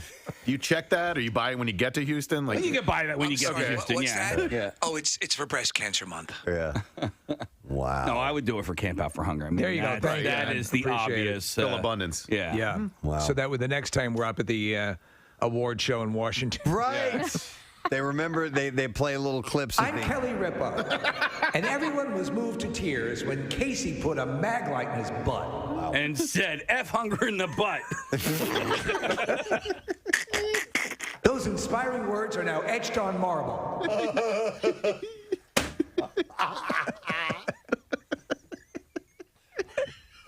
That's the statement trying to be made. Yeah. F hunger in the butt. F hunger in the butt. Camp out. Can't wait to see those signs this year. Oh, my God. No, you can't. It's a failure. Have your son or daughter. Yeah. Camp Out for Hunger. Let's circle back to the royal family for just a moment. Kate Middleton and Prince William discussed marriage while they were dating in order to take the pressure off of themselves and make sure they wanted to spend the rest of their lives together. In royal correspondent Katie Nichols' new book, Kate, the Future Queen, she writes, there on the Paradise Island, William promised Kate that he was in the relationship for the long term. For the very first time, they talked seriously about marriage, and with the ocean before them and beneath the night sky, they made a pact to marry. My dearest Kate, I love you. What island were they on, does it say? It says the Paradise Island. I don't know if that means Paradise Island in the Bahamas or not. Yeah, they went to like a Club Med thing. Yeah. Unlimited drinks and you don't have to tip. I left my wallet at home. I can't get enough of Buster Poindexter. They played a hot. Everywhere you go. It's like Marley in Jamaica. Hey. Totally. Oh my God. He's walking. He's got 2 drinks with the little umbrellas in his hand. Do a little sachet. ID. As the music's playing. More jerk chicken, please. The pair did split. They call it oatmeal, but it tastes like tapioca. The pair did split temporarily after they made that pact, but all's well that ends well. Of course, they got married in 2011. They have 3 kids, and it's a wonderful, beautiful relationship. Yeah, I like her a lot. Speaking of beautiful relationships, Amy Schumer and Chris Fisher shocked many when they got married in a secret beach ceremony 2 years ago. But ever since, the pair have turned into couples goals for many. She posted a tribute to him, acknowledging what has changed and what hasn't since welcoming a baby together. She wrote, but before we had our little babe, it was just us. I love Chris so much. I hope whoever you are with is so kind to you and also drives you. Oh, I hope whoever you are with. Is there some of the shut up? Just improv that you have been known to, become to known as? I haven't heard that in a while. It's been a while. No, I hope whoever you are with. Yes, is there some of the improv that you have been come to known as? From Touchstone Pictures, The King's Speech 2. Is there some of the improv that you have been come to known as?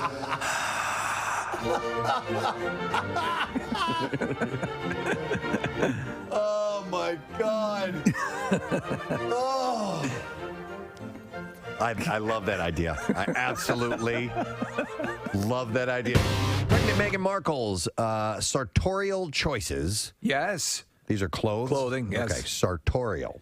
It's what she likes to eat at the food court. Oh, okay. No. Frequently give fans a double take, generally for their stunning elegance. But some are wagging their fingers at the Duchess of Sussex for the skirt that she chose to wear on the final day of her royal tour of New Zealand, Fiji, and so on. It was a full cooter shot. Well, it was up above her waist.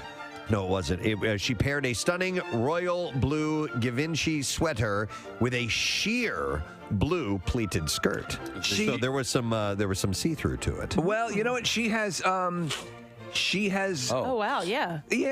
Yeah, I see it. But she has had a higher than they usually like the skirts worn with members of the royal family, but nothing outlandish. Whenever she's out, but she still looks elegant. You can see the shape of her panties. Yes. I mean, that's a little Does sheer. it matter that there are sexy photos of her on the internet to the royal family, do you think? Because, when she did Suits and she did some modeling There's a whole stuff, bunch of it. Yeah. And Nick, she had actually just done one prior to this whole... To meeting Prince Harry? Yes, and it's excellent. And the whole family received a portfolio of all of this stuff and said, here's what we're dealing with. She's a beautiful woman. If you need me, I'm going to be reviewing these photographs in my chamber. How long is that going to take? Wappa. Fwap. That's it. The fappening. Wappa. By the That's way, the royal family version of fap. Why does this all have to rest on her shoulders? Like, why doesn't she have people looking at her going, yo, dude, I can see your panties? But she makes the final choice. Yo, dude, I can see your panties. So the Kardashians won big as well last night. And they had a weird speech. They were trying to thank firefighters and stuff, and they They actually made their win a tribute to the firefighters. And listen, see if you can hash this out. Yeah. Okay, here we go. It's been a really rough week in our home in Calabasas, Hidden Hills, and our neighbors in Thousand Oaks and Malibu. Our hearts are broken from the horrific shootings and those who have lost their lives and homes, as well as the hundreds of thousands of us that have been evacuated from the devastating fires that are currently burning. So thank you so much to all of the people that have voted for us. This is such an honor. Did you make that leap there? Did you make that leap?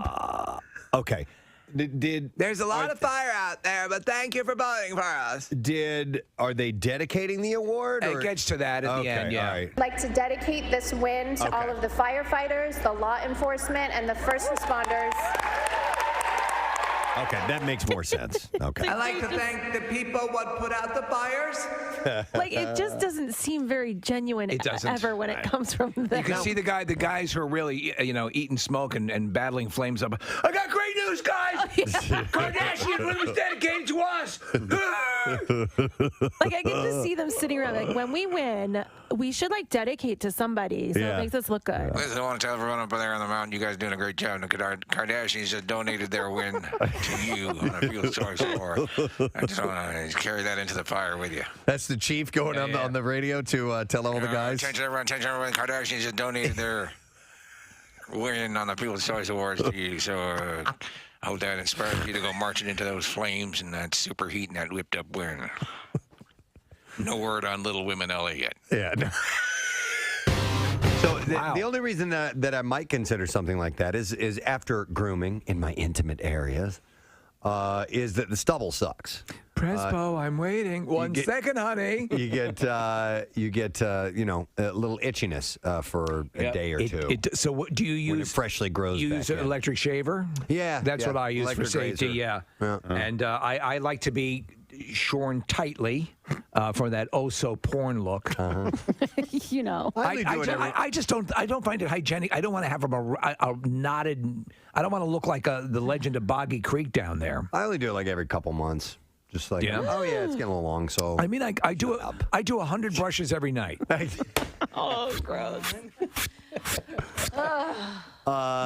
One second, I'm like Marsha Brady with her hair pressed. and the stubble's a bitch, but in the mirror. That's the only thing I might consider. So why I would consider something. Press, you get your dogs groomed? Yeah, we do. All right, so do you have boy dogs? Do you let them do your crotch? Well, because file time. Here we go. WMMR presents Preston and Steve's Bizarre File. All right. B-File this morning brought to you by Primo Hoagies. Big games, big parties. It isn't just football, it's an experience. So don't settle for an average catering tray. Make it a Primo. You can order in advance and online at PrimoHoagies.com. Not just a hoagie, it's a Primo. A China Airlines cargo plane sustained serious damage during a taxiing crash at O'Hare. Video shows the jet crashing into a baggage cart on the tarmac during Friday morning's snowstorm, and apparently it sucked some of the luggage up into the jet engine. I thought it had. It looked like it had. Flight CI-5240 was a 747 freighter that landed in Chicago from Anchorage. The engine appears to suck in a luggage cart and hit at least one other as it tried to make a turn. Here's your luggage, ma'am. It's in those 200 boxes. No one was hurt, but one of the plane's left engines was badly damaged. The airline blamed heavy snow and slippery taxiway for the incident, and it's investigating it. Yeah, it's a wild slip to see. This is out of Missouri. This is interesting. The charge against a former high school teacher for having alleged sexual contact with a student has been dismissed in light of their subsequent marriage and its impact on prosecution of the case. So they got married, and wow. Bailey A. Turner, That's a mind blower. 26 years old, was charged in 2019 with having sexual contact with one of her male students after an investigation by the sheriff's department. How old?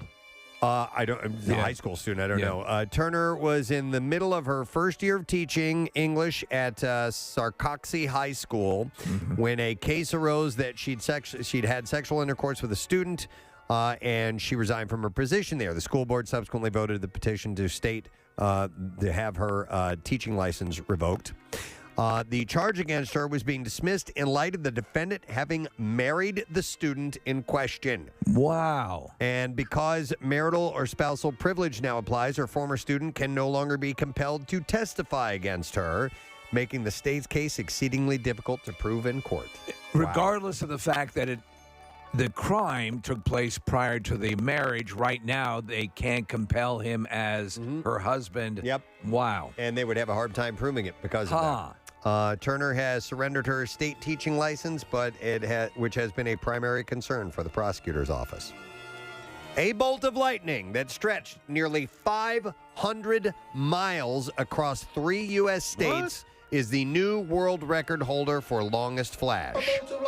According to the World Meteorological Organization, The single flash extended 477.2 miles across Texas, Louisiana, and Mississippi in April of 2020. That is amazing. The previous record was set in Brazil in 2018 with a flash extending 440.6 miles.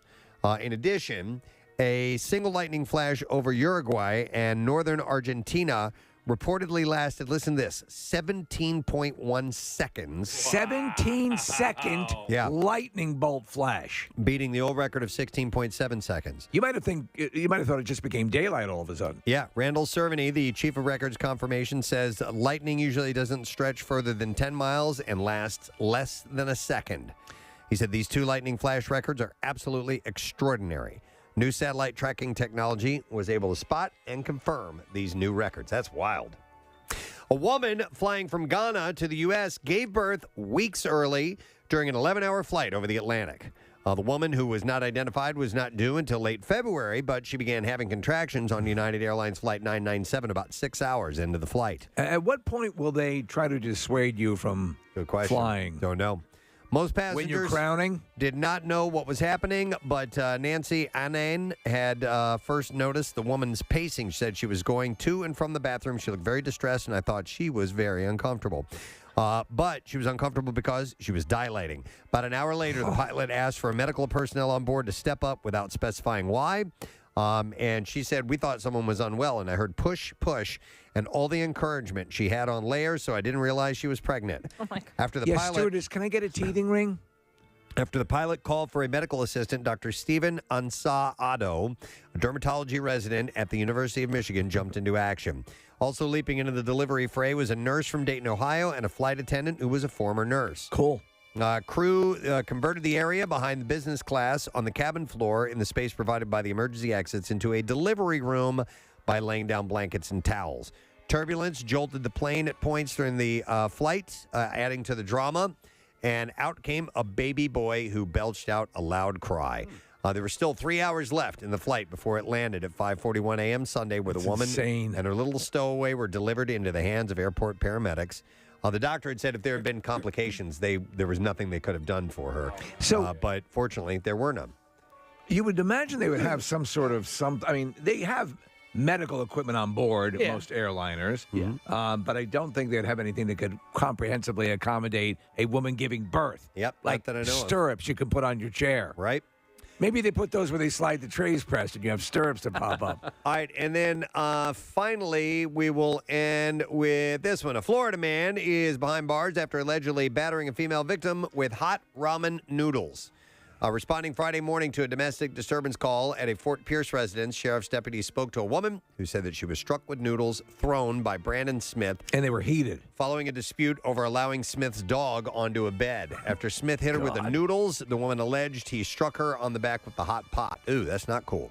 When questioned by cops, Smith said that he woke up and began making a pot of ramen noodles. The victim claimed that he was chasing the dog around when she fell atop the ramen noodles on the stove. Mm-hmm. Smith was arrested for domestic battery. It's hot ramen. Check it and see. Booked to the county jail.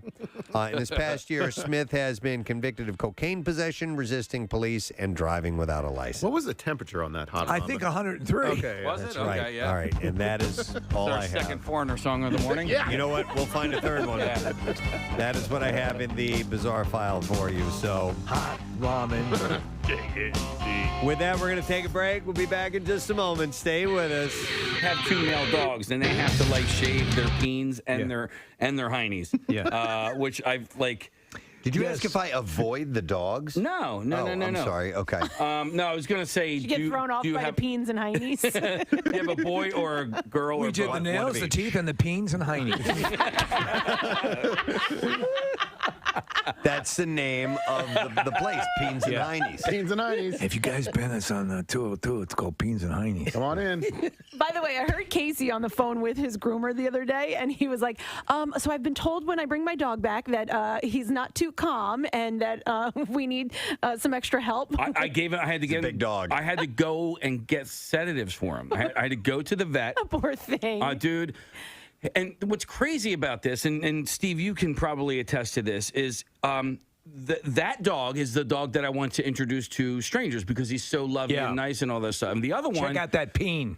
But the other dog, who will like literally tear a stranger to shreds, is fine at the groomer, right? Like it's like they change personalities when they get. And my cats were the same way at the vet. I use the service that comes to the house. Yeah, I should probably have that.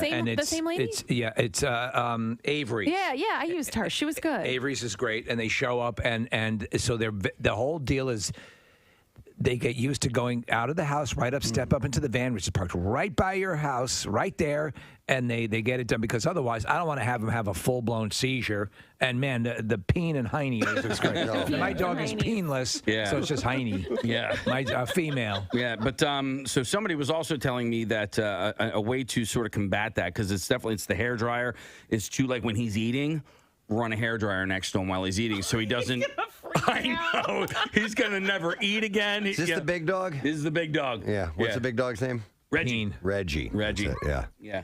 The dog's huge. Dog is huge and thinks it's a lap dog. That's the black and white one? Yeah. Okay. He's actually not that big. I mean, he's only 74 pounds. Like, he looks bigger because of his fur. Preston, you have Yorkies. That's a huge difference. They're the doodle variety, so they get really hairy, so you have to groom them. Doodle peen. Yeah. Doodle Peen. That was a kid show, wasn't it? Doodle Peen? Hi, I'm Doodle Peen. On today's adventure, we teach you how to shave your ass. Shave it real good. Doodle Peen. Showing you how to groom your genitals. Doodle peen, I have an issue right behind my testicles. Well, it's easy. Use fly strips. And now another adventure with Doodle Peen. Man, it can get awful smelly down there. Oh, my God. Like a filthy whore. Hey, we're going to wrap this up. We got to wrap it up. We got to Hey, turn on kids, the road. tune in next week for another episode of Doodle Peen. All right. With that, we're going to take a break. Kylie Jenner has been hanging out with Drake. Oh, great. A month after her split from Travis This Scott. story keeps coming back. Do you think there's something going on between them, or do you care? I'll give you both questions. Well, I don't care, but most of these stories or most of the comments from quote-unquote sources say that they're just friends. They've known each other for a long time. I'll tell you what, we talk about the surgical enhancements, and we talk about, the people who overdo it. Whoever, I mean, if you look at Kylie, she's an attractive woman. Yeah. And besides the lips, there's she's had a ton of other work done, but nothing where you see all the lines and zippers and all that stuff. Yeah. I mean, listen, it's almost like I get mad because it's like you're a billionaire because of what you look like. And that's not what you look like. It's, like A-Rod, is he going to get into the Hall of Fame for baseball because you were juiced up half of your career? So it's almost like your numbers are tainted. Well, the most clear aspect of the whole hypocrisy of this thing is that what got her over the threshold, what started the Kylie Jenner empire, was the Kylie lip kit, and her lips were surgically enhanced. Yep. I say to you, Greg. But is it an indictment of the country? I'm wearing Kylie lip today. Oh, I hate you. I know. Why? That actually looks good. I told you I bought it. Yeah. I know. I got it at Ulta. I tried one color, and I like it. It's pretty good. You're giving her money. I want my lips to look good, all right? Yeah. Get off my back. Doesn't look like you're wearing anything. That's like Kylie genius. That's what it is. That's what I got. I got kind of like a neutral color. She is... It's like the Emperor's New Clothes. Yeah. It's like, doesn't even... All right, anyway, got it. Without all of the surgical enhancements, she's still an attract. She's East Delco hot, She's right? cute. Yeah. East Delco hot? Yeah. I think she's just Delco hot. Yeah. No, I mean, like, she's not Radnor hot. I see your point. All right. Emmy-winning SNL actress Kate McKinnon is set to headline a new series on UCP. The hell is that? I don't know. Is it the Paramount Network? I don't know. Is that Uck? The series, it's Uck. You guys watch Uck? The series... Tonight on Uck. That's Uck. Is it, what the hell? Where's that sound coming from? Where's that sound coming from? You know what it is? It's What? We said series, and it lit up Siri on my phone. Where's that sound coming from? I can't yell that loud right now. My throat hurts too much. What the? Well, we have everything you need. Just tell me what you need, and I'll hit it. All right. How about there's nothing on here. There's nothing on here. Thank you. So Universal Content Productions. It's a it's a division. We here at Couple. There we go. It's the sister station. Couple. Yeah, couple is the sister station of couple, and it's sister station couple. Cup. Yeah, a couple. Couple. You done? No. Okay, Just keep give going. it a minute. Give it a minute. Couple. Have fun. And instead of instead of the CNN, Yeah. couple. This is CNN. Couple. This is Do that, Fred.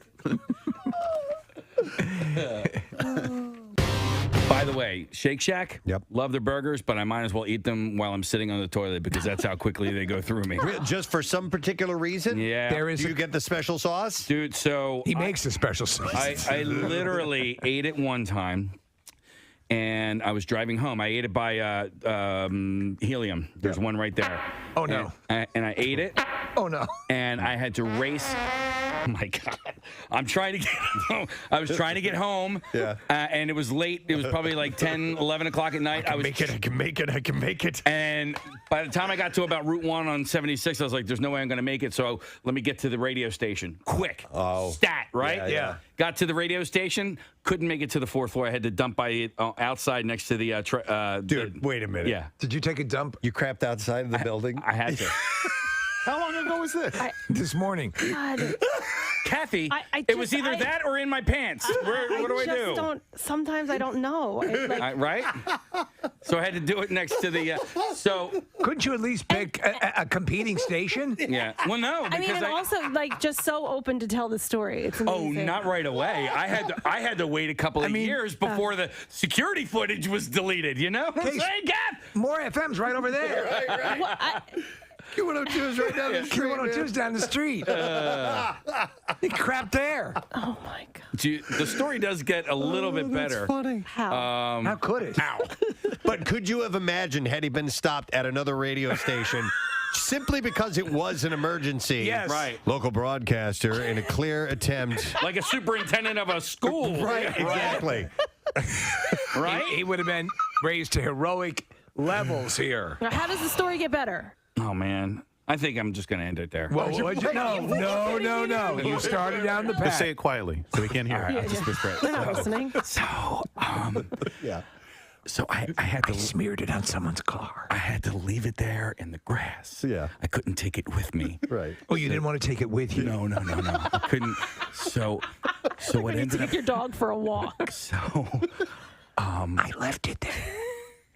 all right. So a little bit did end up in my underpants. So I had. That was just like a bingo. So I had to put. Luckily I had. Nobody can hear this, right? Right, no, we're good. So luckily I had all these T-shirts in the back of my car. Did you fashion a makeshift underwear? I literally wore a pink T-shirt as underwear on the drive home. Oh no! It gets better. Okay, so then I'm on my way home and I'm thinking, there is like T-shirts and poop and all this stuff next to the building. All right, so I can't. Like if security goes and they see that on Monday, they're gonna go, well, who pooped here? And look at security. They're gonna look at security and they're gonna see me, like all ashamed, crouching next to my car. So on Monday, I came back to work with a giant trash bag and I had to like collect it all. Oh my God. And then throw it in the dumpster. So he cleaned his spot. Yeah, I cleaned my spot. hate you. I hate me too, Kathy. When I got home, And this was all because of what? freaking Shake Guys. Shack. No, Shake Shack. No, not Five Guys. Don't you talk They're bad about- fine. Yeah, they're fine. Where in the building was it? On the over By at the loading docks. Well, you unloaded. Yeah, Yeah. I had to go. What's that? Why didn't you come inside? He couldn't get I in. couldn't make it. I couldn't make it. Yeah. I do. Believe me. I'm not. don't. This is not a proud moment here, Kathy. Yeah. Though you would assume it could have been a proud moment. Yeah. I mean, I'm glad you came back. And that's noble. Yeah. Well, I mean, it wasn't necessarily noble. It was self-preservation. The last thing you wanted is that footage to end up. But what's worse, the footage of you doing it or the footage of you collecting it back up in the bag? They watched both and they were like, okay, well, he came back and cleaned it. We'll erase this. All right, so you should eat your hamburger upside down. On the toilet. That's what we got. That's all. That's all I noticed. I didn't. There's notice. That's it. I can't top that. No, it ends there. I will not be able like to. Like a derailing train. Right. So nobody heard that, right? Nobody heard that. So let me go to here and more broken ribs. I have. It says Walper. Is your name Walper? Walter. Honestly, wouldn't you at least say Walper? Is this Judge Wapner calling in? You got a nickname now, Walter. Oh my God! Yeah, you hear what happened to old Walper. That's not even a mistype. I'm looking at the T and the P are like nowhere near each other on the keyboard. Walper. Name's Walper. Let me get that straight. Your actual name is Walper. And what happened to you? So what happened to you, Walter? All right. Well, all right. I've broken my hand. Yeah. I've fractured all my ribs. Were these fights over your weird name, Walper? It's not my name. His guy's name's Walper. I'm gonna punch you. But at least you got a great nickname today, Walper. Well, hang in there, brother. Okay. From Touchstone Pictures, the inspiring story of a man named Walper. I've seen him. He's got some medical issues, but the worst thing is his name is Walper. And then a young therapist came into his life. Hi, I'm Kathy Romano. We're going to change that P to a T. Simple as that. And then his life turned around. I'm the head of a Fortune 500 company. And I can do the saber dance. That morning show's not making fun of me anymore. Oh, man. A little while back, I had this idea. If we were to cast WMMR, the movie, yes, who would play who? And we That's went right. down a list of people, and we had people suggest, and we eventually narrowed down the cast of the WMMR movie. What celebrities would play? Exactly. And playing our program director, Bill Weston, John O'Hurley was the overwhelming you were the overwhelming choice. Yes. Well, that's interesting. I was hoping he'd have higher standards. So to understand Bill Weston, he has a bit of your delivery. Mm-hmm. He is somewhere between Peterman and Ted Knight. So and that would be right, and that would be the deal. So we figured we'd come up. Actually, Steve did come up with some lines that might be indicative of Bill. These are things that he has said in various forms. And we're calling this the Bill Weston story. Soup. There it is. He hates soup. It's a long story. So a lot of this is very inside. Do we have any soap opera music, which would? Yes. Okay. Yeah, perfect. Okay. If you wouldn't mind, give us a couple of Bill Weston lines. That'd be wonderful. Mm-hmm. Here we go. Okay. Preston, try to refrain from mentioning on air that you occasionally use Band-Aids. It makes you sound privileged. I just saw the most amazing thing while driving in today. Firefighters were collecting donations at various intersections. Is that a Jewish thing?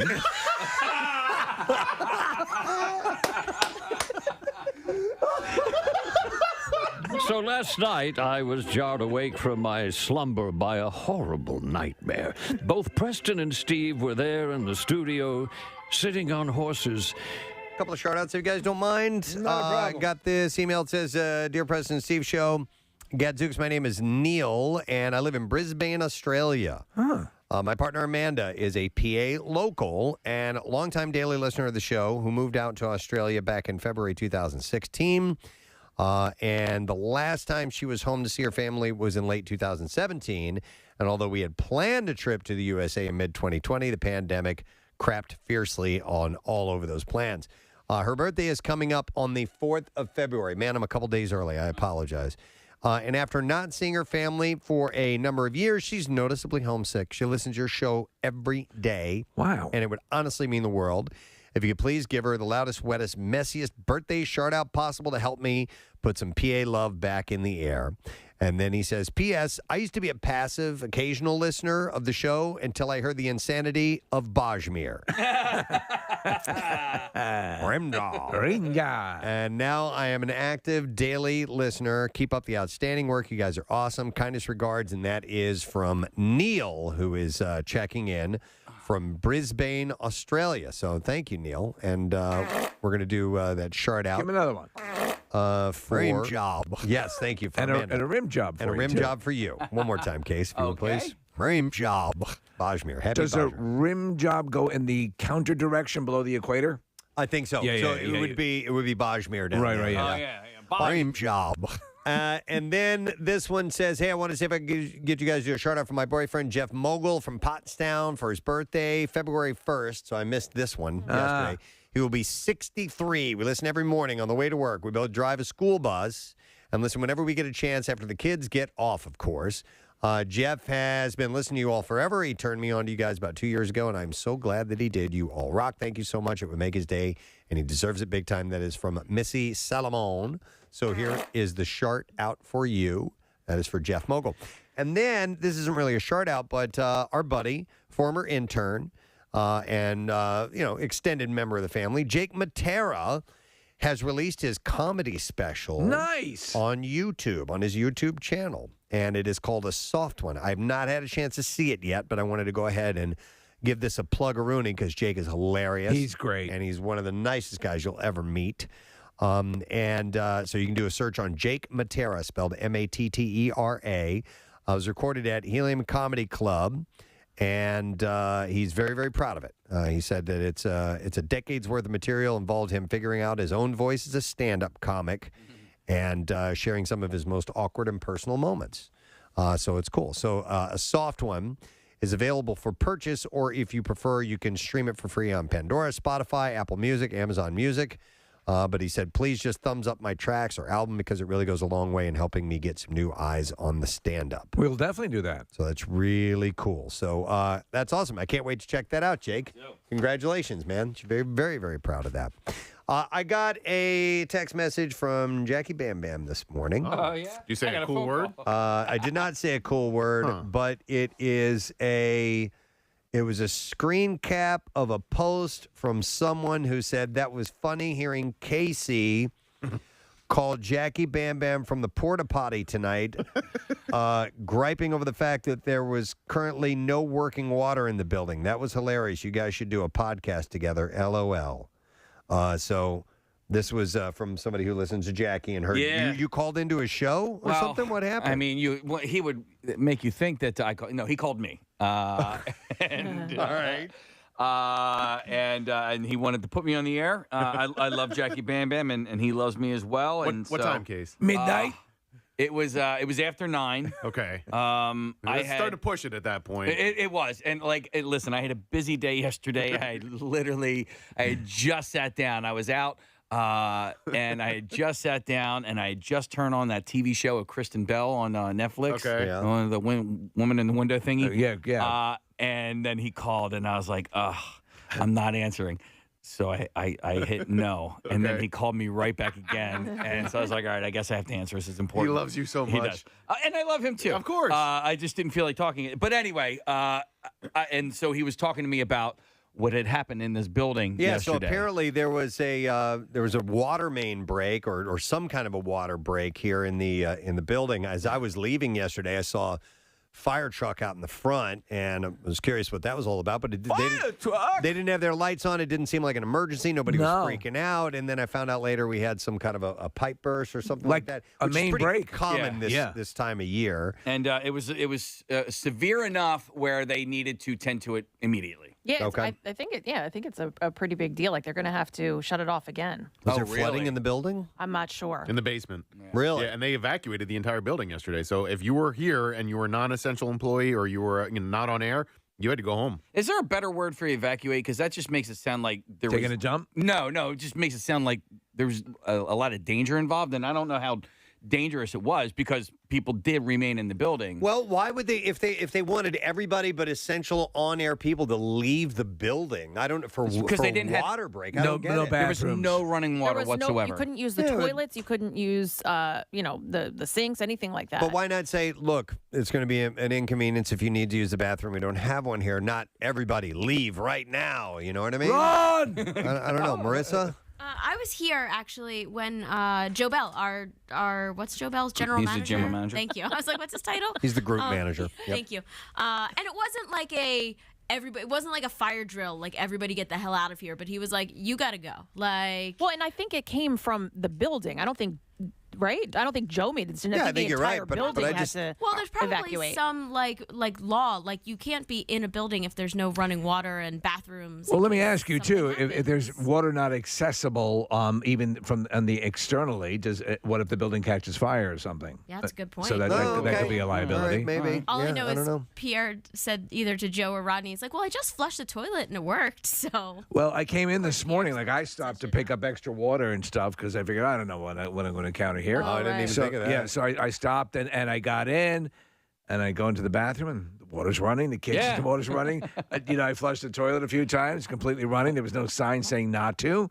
So but apparently and again, like I thought maybe just be us today because they said they were going to be working on it all night, and is it now completely fixed, Kathy? Do we know? They said that they have, I guess, whatever they finished the work as of yesterday, but that they're going to have to. Rodney sent an email, so they're going to have to come back in, and we may have to lose water again. I don't know if that's today, this week, next week. I don't know. I flushed the toilet. I wash my hands, so it's running. It's working now, but they're going to have to shut it off again. Okay. Huh? We always get away with the fire drills because we do. We're 'Cause on air. Somebody's got to be here in the studio, and so when they do the fire drill, we get to watch everybody walk outside, and fun! How much fun that is! It is fun to kind of people watch for a moment or two. Hang on, Steve. I think this will concur with what you were saying. Hi, Matt. You're on the air. Good morning. Hey, good morning. How's it going, guys? Good. What's up, buddy? So with the whole thing with having the water off, you don't have water for the fire sprinkler, so it's a hazard in that. There you go. No That water makes for sense. Yep. Yeah, for the spray. That makes total sense. Yep. All right. Thank you, Matt. Appreciate it. Have a good guy. And on a safety level, they would rather not have people inside. We should have one day though where we can allow have a rave where we can have turn the sprinklers on. And just have a massive building-wide wet T-shirt contest. Oh yeah. Like a bubble party. Remember when bubble parties were all the rage?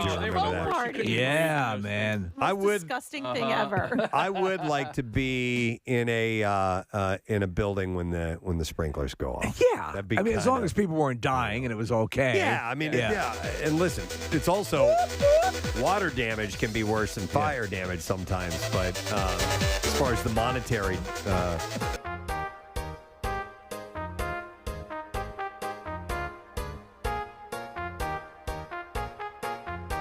If they could do that, of course they couldn't, but to waterproof the electronic equipment, if we could at any time activate the sprinkler system. I had a friend. So my sister's old boyfriend told me this story one time, and I don't know if it was true or not. And apparently he was at a bar, a brawl broke out, and his friends were involved. And there was nothing he could do about it. He went in the bathroom, stood up on top of the toilet, and took a lighter out and held it up to the sprinkler. And set off the sprinkler to clear the bar. Right. Like that was he felt that was the only way to end the situation. Does that really work? Does anybody know if you held a lighter up to a sprinkler head, would I it work? assume it would have to, right? The sprinkler system in my house, we have to in our township, we have to have them in our house. So what it is there's a little inside that white thing in your ceiling, there's a little tiny glass, a little larger than like a bead, I would say. And heat will break that. Once that breaks, that's why I was wondering if holding a lighter would do it. You have a sprinkler system inside your house? Yeah, we have to have it in our house. You have to? Yeah, in our township. I didn't know that. Get out of here. Yeah. That's cool that you could do it at home. It was it was code for when our house was being built. So all of the houses in my neighborhood have sprinkler systems. I've never heard of that. Yeah, and when we did our final walkthrough, when we bought the house, they took us into the basement and they were like, look, if you have a kid that throws, a football up there and the sprinkler system goes off for no reason, they showed us the emergency shut off in the basement. They were like, this is one of the most important things you'll need because if you don't know how to turn it off, and it accidentally gets broke. It'll keep going. Yeah. Oh. Wow. I don't think you want to get covered by sprinkler water at all. No. I think that water has been in there for like 6 years. In a That tank. it's stagnant and nasty and like probably brown and just absolutely disgusting.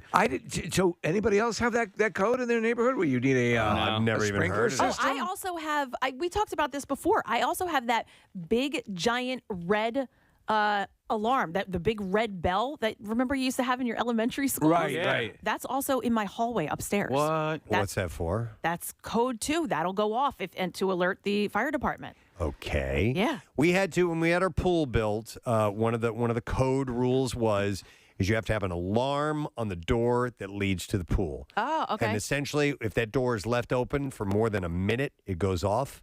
Oh. Drove us freaking crazy, insane. Oh, like the actual alerting somebody. Like it goes off. That a So door like a kid has open. gone out. Yeah. Oh, and you have 3 kids. They're like, yeah, sure, whatever. Yeah. And I'm sure you didn't take the batteries out of it eventually. We didn't rip that thing right off the wall. Of course, no. No, it's code. Are you kidding me? You'd be in violation of I code. would never do that. Yeah. You can put a hinge on the door that makes it automatically shut. No, we don't want to do that. No, I don't wanna do it. We don't want to do that. Okay. But you know what? We did do that because now we're up to code, and so it never goes off. So hang on a second. Let me go to Patrick. Hey, Patrick, good morning. Good morning. Patrick says here you're a plumber.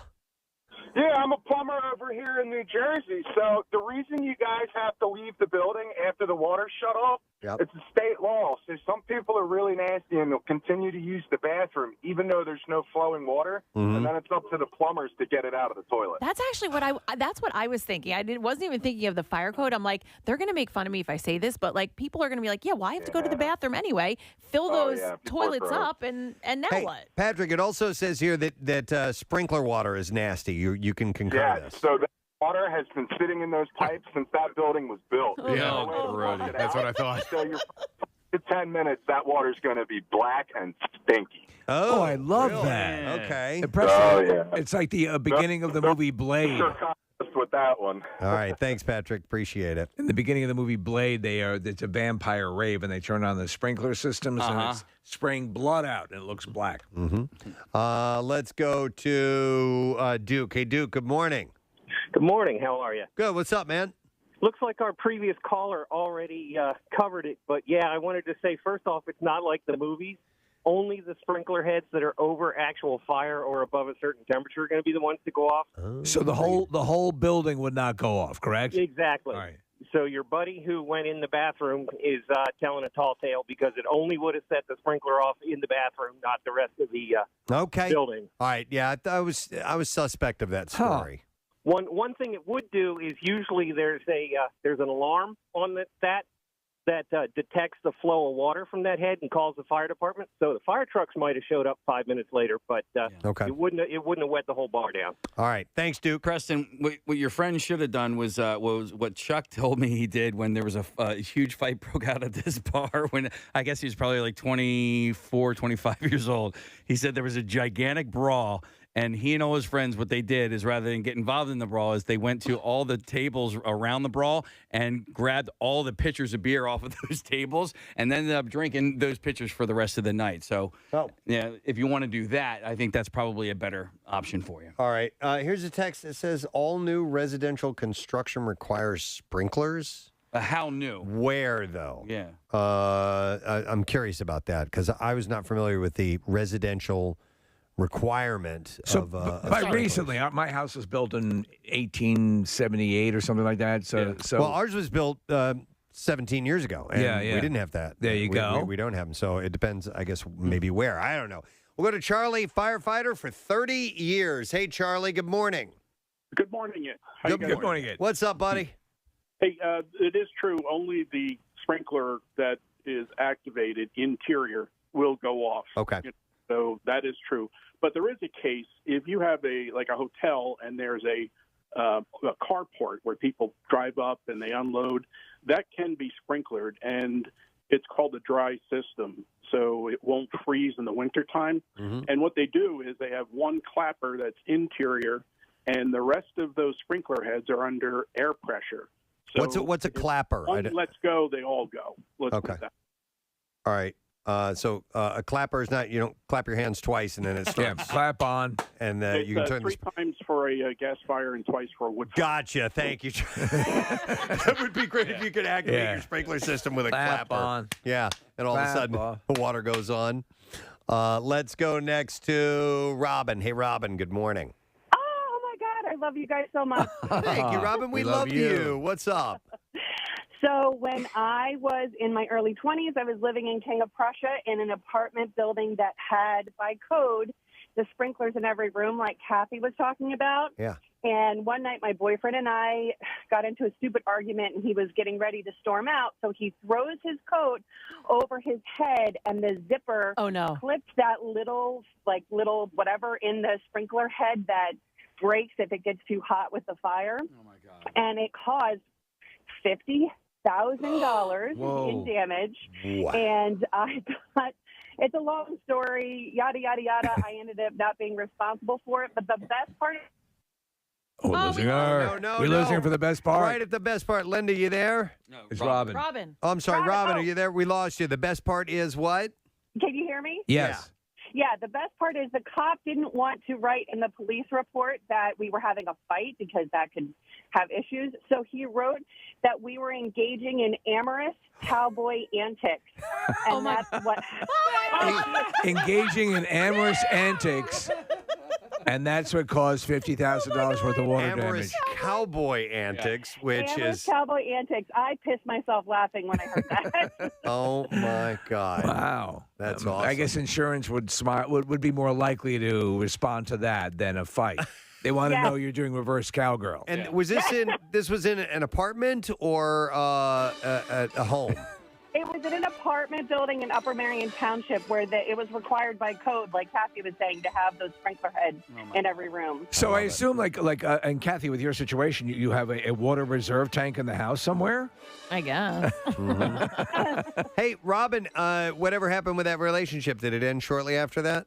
Oh, that was the burning bag of dog poo that ended the relationship. That ended it right there. 50 grand, yeah. All right. Thank you, Robin. We appreciate it. Thanks. All right. Let me go to Nick next. Hi, Nick. Good morning. Hey, guys, look at. Hey, what's up, buddy?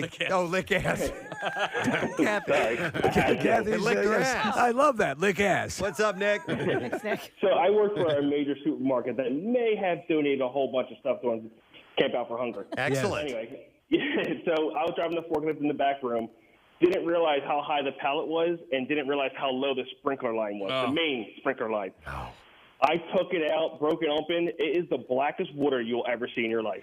So, does it look like oil coming out of the ceiling? Oh my! It almost looks like it comes out. It's just straight, just liquid water, like nothing really like heavy thickness, but Yeah. it's just dark. Okay, wow, How that's black it was. that's unpleasant. And it smells bad? Not the great. It wasn't like I need to leave, but it was bad enough where this is awful. Okay. Yeah. All right. Thanks, Nick. On a side note, have you guys heard about black water? Like it's a drinking water that's black? Nope. Okay. No. All right. My son was telling me about it. I was like, okay, what's the deal? You know, he's like, no, it's just black. I was like, and that's it? Like, that's. Have you looked into it? No, because we were driving and then I'd forgotten about it until right now at this moment when that dude said black water. Okay, it's up on the screen here. Natural mineral alkaline water. All right. It's a brand name. I don't think the water is actually black, is it? He was saying that was black. It says extracted from high-rise sprinkler system. Well, there you go. Yeah. That would prove it right there. Yeah, I don't know. We'll have to look into that. All right. All right. So are we? We have to take a break. Need me to wrap this up? we have a guest in 12 minutes. Okay. Oh, all right. And by the way, there was a thing that pulled up a bit of information. Nick pulled up. It says that there's a law. It says it does not require, and I guess in Pennsylvania that fire suppression systems are required. It says the law does not require that existing homes be retrofitted with fire suppression systems. Pennsylvania and California are the only two states to have a statewide requirement for residential sprinklers in all homes. Well, Yeah, this dates I back don't to think- 2011. I don't think that that's correct because so I have it in my house. However, the same builder built a community 5 years ago in a different township, a neighboring township, and those houses don't have Are you them. talking about Reckless Hills? In what year was the other one built, Kat? Said 5 years Like ago. maybe 4 or 5 years ago. Okay, yeah. According to this article, which is a Pittsburgh Post-Gazette, Pennsylvania and California require it. And yeah, since 2011. Do you? So we're talking about Pittsburgh. Do you need a flame retardant poop knife? Yes. Stop it. No, I think I don't. Do they have the poop knife, or they have the toilet that sits in the middle of the room? They've got that as well. Yeah, so I don't know. All right, is this? I believe that is the black water. We Yes, saw and it there, looks black, Casey. Well, we need to try some of that. Yeah. Interesting. Best All right, sprinkler water available. we got to take a break. We're going to come back in a moment, and we will get comedian Tony Roberts on with us. We're also going to talk to Greg Harris, Rock and Roll Hall of Fame president and CEO, as the Hall of Fame nominations are out today. We'll be right back. And eating soup. What say we file that one under who gives a crap? Oh, that recently widowed quadruple amputee was a terrible guest. She didn't bring the ha-ha. Perfect. And last one. On today's show, you had the Pope driving in a go-kart, you solved the John Benet Ramsey case, and you raised Kurt Cobain from the dead. I'd give it a C+. I couldn't have asked for better. My God, that was absolutely perfect.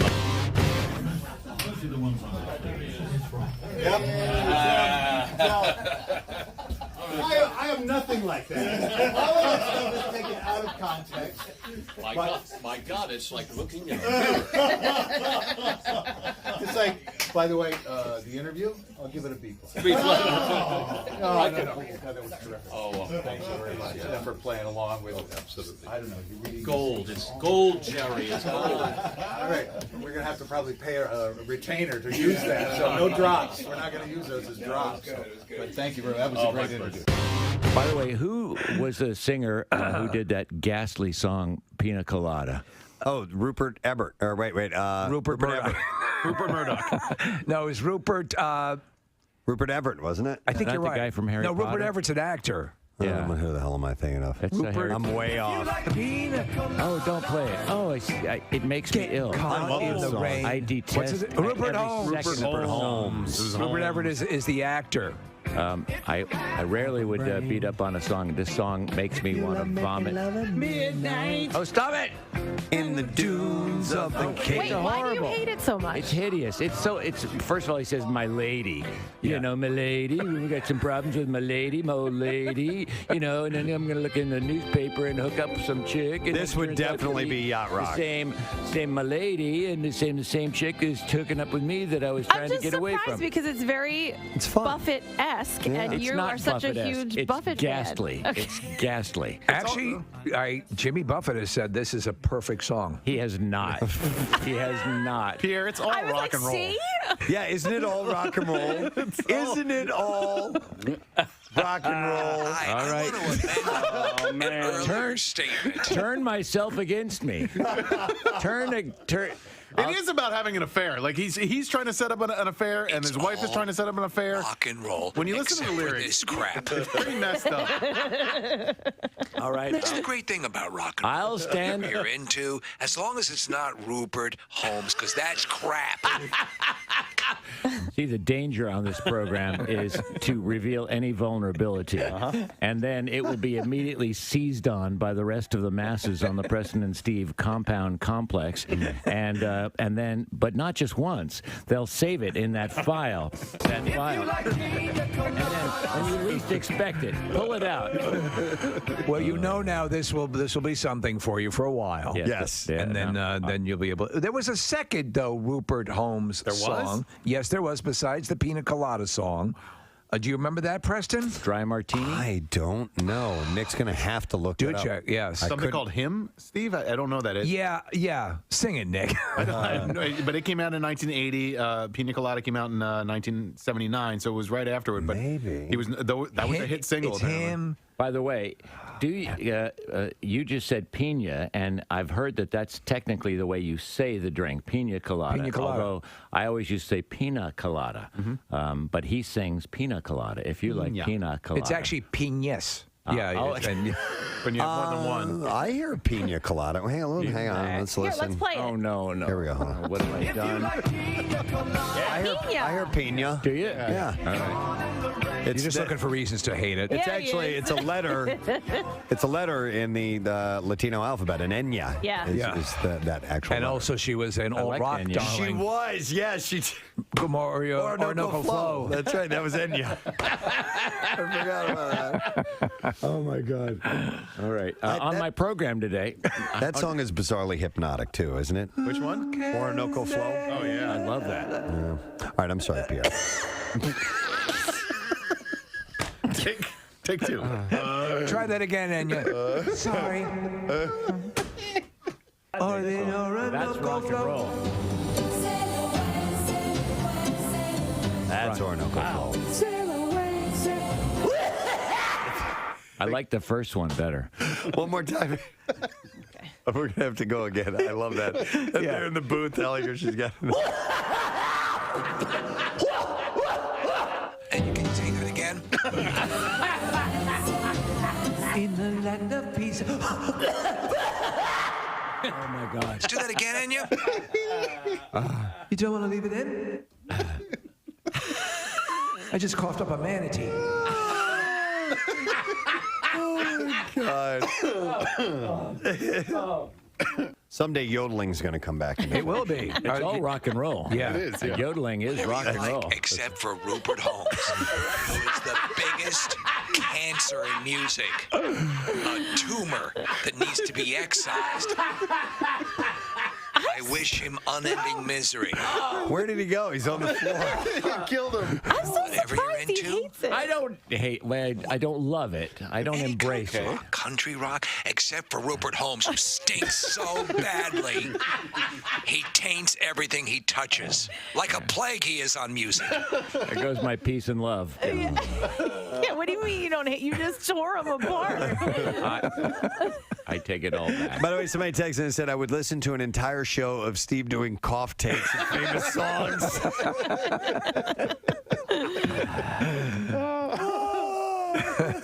Okay. I'll leave you with one more thing. If you like Rage on and have a great day, gang. We'll see you tomorrow. Bye-bye. Please welcome the one and only Mr. Mickey Hart. Yay! All right. Morning, Okay. Wow, I love the way you did that. Well, thank you. I love the way you're that was really great. You had rhythm. You had rhythm. See? Thank you. You know, Who could ask for anything more? let's get right into that. I love that you love rhythm so much. It's a huge part of your life. It's everything. Yeah, yeah. It's not melody and it's not harmony, but it certainly is rhythm. You were exposed to percussive instruments and rhythm early on. Your dad was well known and well respected. And I wouldn't go that far. He was a musician? He was a musician? Okay. I wouldn't go that far. Oh, really? All right. But he did dabble. Okay. Yeah. All right. More and than then, dabble, and then actually. you were working in a you had a job and you were it was I had a job once. a jazz club Once. Yeah. A long time ago. I can't remember having the last time I had a job. Just thinking, You don't call this a job? of the idea of having to have a job just gives me the willies. I mean, what would I do with the job? Oh my God. You wouldn't be a 9-to-5 guy working the cubicle. No, I doubt it. But if I had to, I would. You would. Yeah, but I don't have to, and I won't. Yeah. But so you don't view what you do as a job? Oh work. no, it's a service.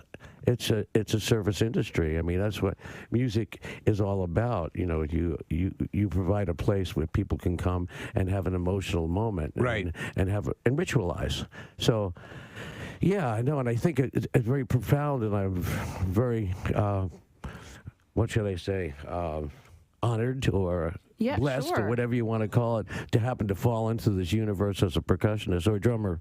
You know, to be able to do that is, But maybe even It's a people. good thing. But people who are maybe in the same situation as you, viewing it as a job. The fact that you don't view it as you view it the way you do. It's not easy, but it's not like a job. It's like when I get up in the morning, the first thing I do is think of, the new day and what kind of new rhythms there are in it and how I can interpret that. And that's what musicians do. They interpret, society and whatever, you've seen or whatever it is, and they lay down that groove. And every 5-10 years you find a new groove, and you work at it. Yeah, you do work at it, but you work at play. You work to play. Sure. You have to keep your skill up. I play every day 2-3 hours. Do you? Absolutely. Yeah. Are you kidding? Absolutely. In order to get up there and do what I do. Yeah. I mean, it's an athletic event. It's not like lounge drumming and stuff. This is the power stuff. Well, speaking of reinventing and finding new grooves, I want to ask you about John Mayer, because he's been with the band and touring with you guys for a stretch now. And I think a lot of people initially dismissed him as poppy and not the really great, incredible guitarist that he is. And from my perspective, he seems like the perfect fit for the Dead, because he holds you guys in reverence, but he can also hold his own. What are your impressions on John? John's a sharpshooter. Yeah. He's a gunslinger, as it were. And his guitar, he's beautiful. He plays great. He fits perfectly in the band, and he's a nice guy. I mean, I know he has this reputation and all that stuff, but I've never had a moment of weirdness with him. He's just a very pleasant person to be around, and he plays his ass off. Before he was a star, he played in the conference room down the hall in these offices. And I went to see his show that night, and one of his strings broke during the performance. He tuned the guitar to itself and he didn't miss a beat. And right then, I knew this guy had it, and I was so impressed by his ability. I'll tell you when I knew he had it was one day when he was just joined the band, and I had gotten him into this droning things, feeding back, getting a little crazy. And so during the drums and bass part, he got down on his knee and he put the guitar into the speaker and he started feeding back. And I was looking at him and I was saying, oh, okay. So I walked around to the front of the speaker, sat down right next to him, and I had on one hand I had what do you call it, lighter fluid. Yeah. And the other hand I had a Bic. Okay. And so he looked at me, I looked at him, and I went like that. And for a minute, I thought he was going to do it. And then so he took it. He did take it while he was feeding back, and he put he put the Bic on his amplifier, and he took the lighter fluid and used it as a slide. And so he played slide without lighter didn't go fluid. full Hendrix on and I said, John, you were going to do it, weren't you? And he said, I was really thinking about it, but the guy who makes my guitar is in the audience. I couldn't do it. He almost lit his guitar on fire, so I knew right then he was okay. Wow. I was wondering if you had watched the Grateful Dead documentary that was on Amazon and what your thoughts are. No. It was very, very in depth. Oh God, it was just awful. I just did not like it. You didn't care for it. It was just a one-sided affair, and it was not for me. And it really didn't show the Grateful Dead in its totality. It was more like a Jerry, whatever that is, memorial thing or whatever. He was trying to do, but it wasn't really. It didn't have the heart of the Grateful Dead. Okay. That's for sure. There's been a lot done about it. They made me watch. Oh, I watched it once. Yeah. Okay. Just to say I didn't like it. But that's it. I didn't see it at the premiere. Me and Bob and Bill, we went out and had dinner. Yeah. While they showed the movie. That's funny. We came back right at the end when they all started. And we go, okay. Thank you. I wanted to ask you about some of the things that you do like. I was listening to the concert in Paris, 1974, this morning. Yeah. What was it besides the United States? What was your favorite country to play in? Oh, Jesus, that's a good question. I think that I can't answer that question because they're all good when you play good.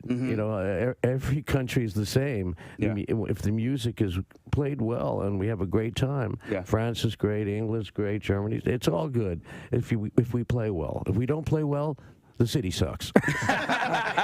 This place, we blame it on the city. Blame it on the city. Of course, Franklin Port. I also, as a fan, I there's an ebb and flow to the way I listen to your music, and so recently I flowed back to I guess I ebbed back to I ebbed back to studio albums. Do you I don't know if you ever listen to your own music. No, but do you have a favorite studio album? Yeah, I would have to say it would be, it was half studio and half live. It was called Anthem of the Sun. I think it was our second record. Great work at Neumann University, Sean and company. Oh, they're amazing. The program is so good. Mm-hmm. I only wish that program existed when I was in communications in college years ago. Man, are you kidding me? Yeah. Stuff like that. Amazing. I would have been all over that. And in high school, I wish there would have been. We didn't have an AV. We didn't have, like, a TV studio. No. And like every school has a TV studio now. I mean, I would have been. That would have.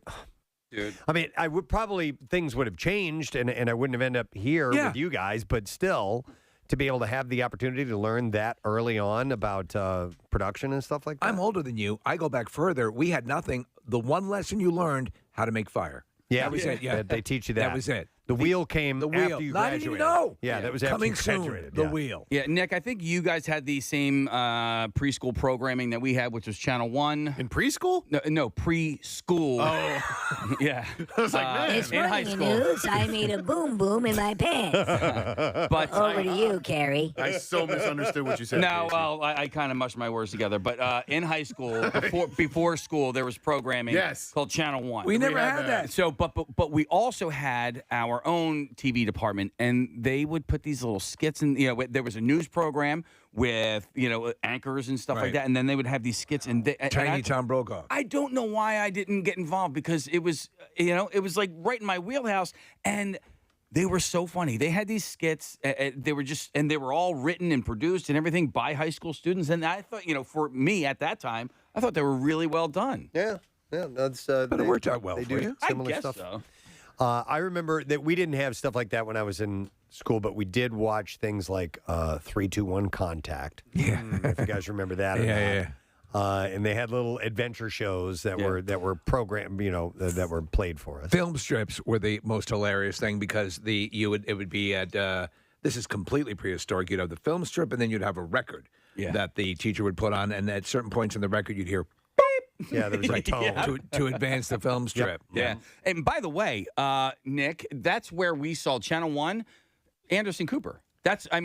We would watch Anderson Cooper. Anderson Cooper? We had Anderson. He was one of the either like reporters or anchors or whatever. Yeah, there was Kathy Cronenberger, Raleigh Valverde was another one, and then Anderson Cooper. I just remember those guys. Do you remember, now that we're reminiscing about these things, these teaching aids back in school, when I was in grade school, Steve, they used to play records for us. Yes, That were these songs about the multiplication tables. Oh, yeah. And it was and it was rhythmic. It was like, 5 times 3 is 15.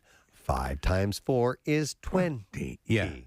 5 times 5 is 25. I remember songs I learned in elementary school to this day because you're basically being drilled. That's what it was. Yeah. And as a mnemonic deal, it worked out well. How does the rest of the theme for 3, 2, 1 Contact go? I don't remember at all. Contact is the answer. Dun, dun, dun, dun. See, I Dun, dun, dun, dun, dun, dun, I dun, don't dun. know. I would have to hear that one. I could sing you Zoom, but I don't remember that. 3, 2, 1 Contact had a good theme song too, and the parts of it are in my brain, just like Reading Rainbow.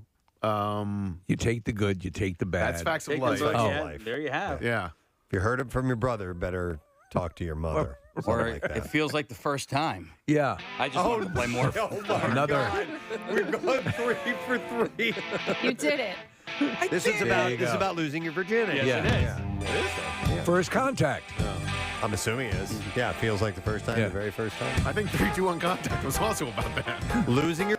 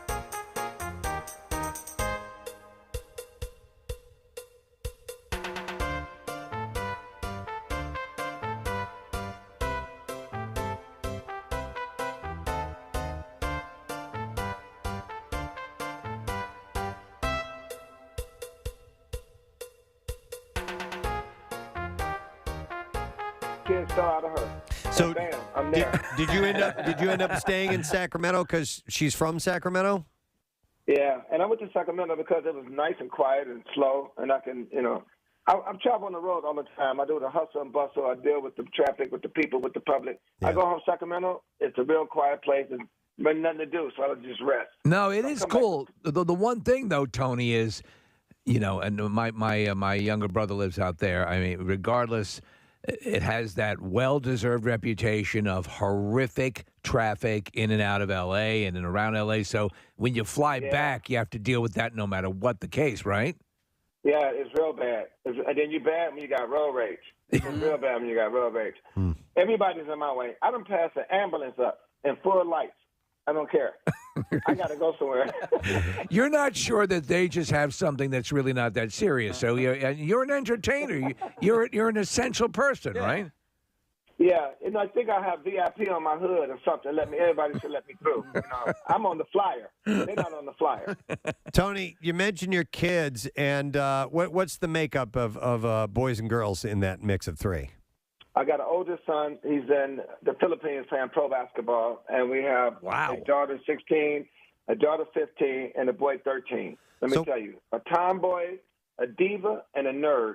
That's what I'm dealing with. That's the makeup: a tomboy, a diva, and a nerd. The odds against that are big. Hey, what about professional basketball in the Philippines? How did that happen?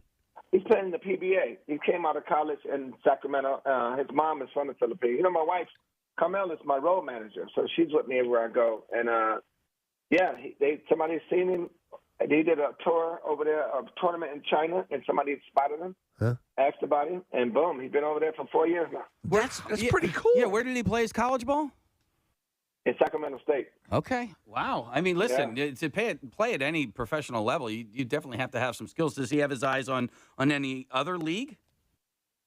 No, he's satisfied with it. He loves it over there. Nice. He really does. I don't know if he get the basketball skills. His mom played it in high school, but we don't have no basketball skills like that. I don't know. I'm still trying to test the DNA. I don't understand.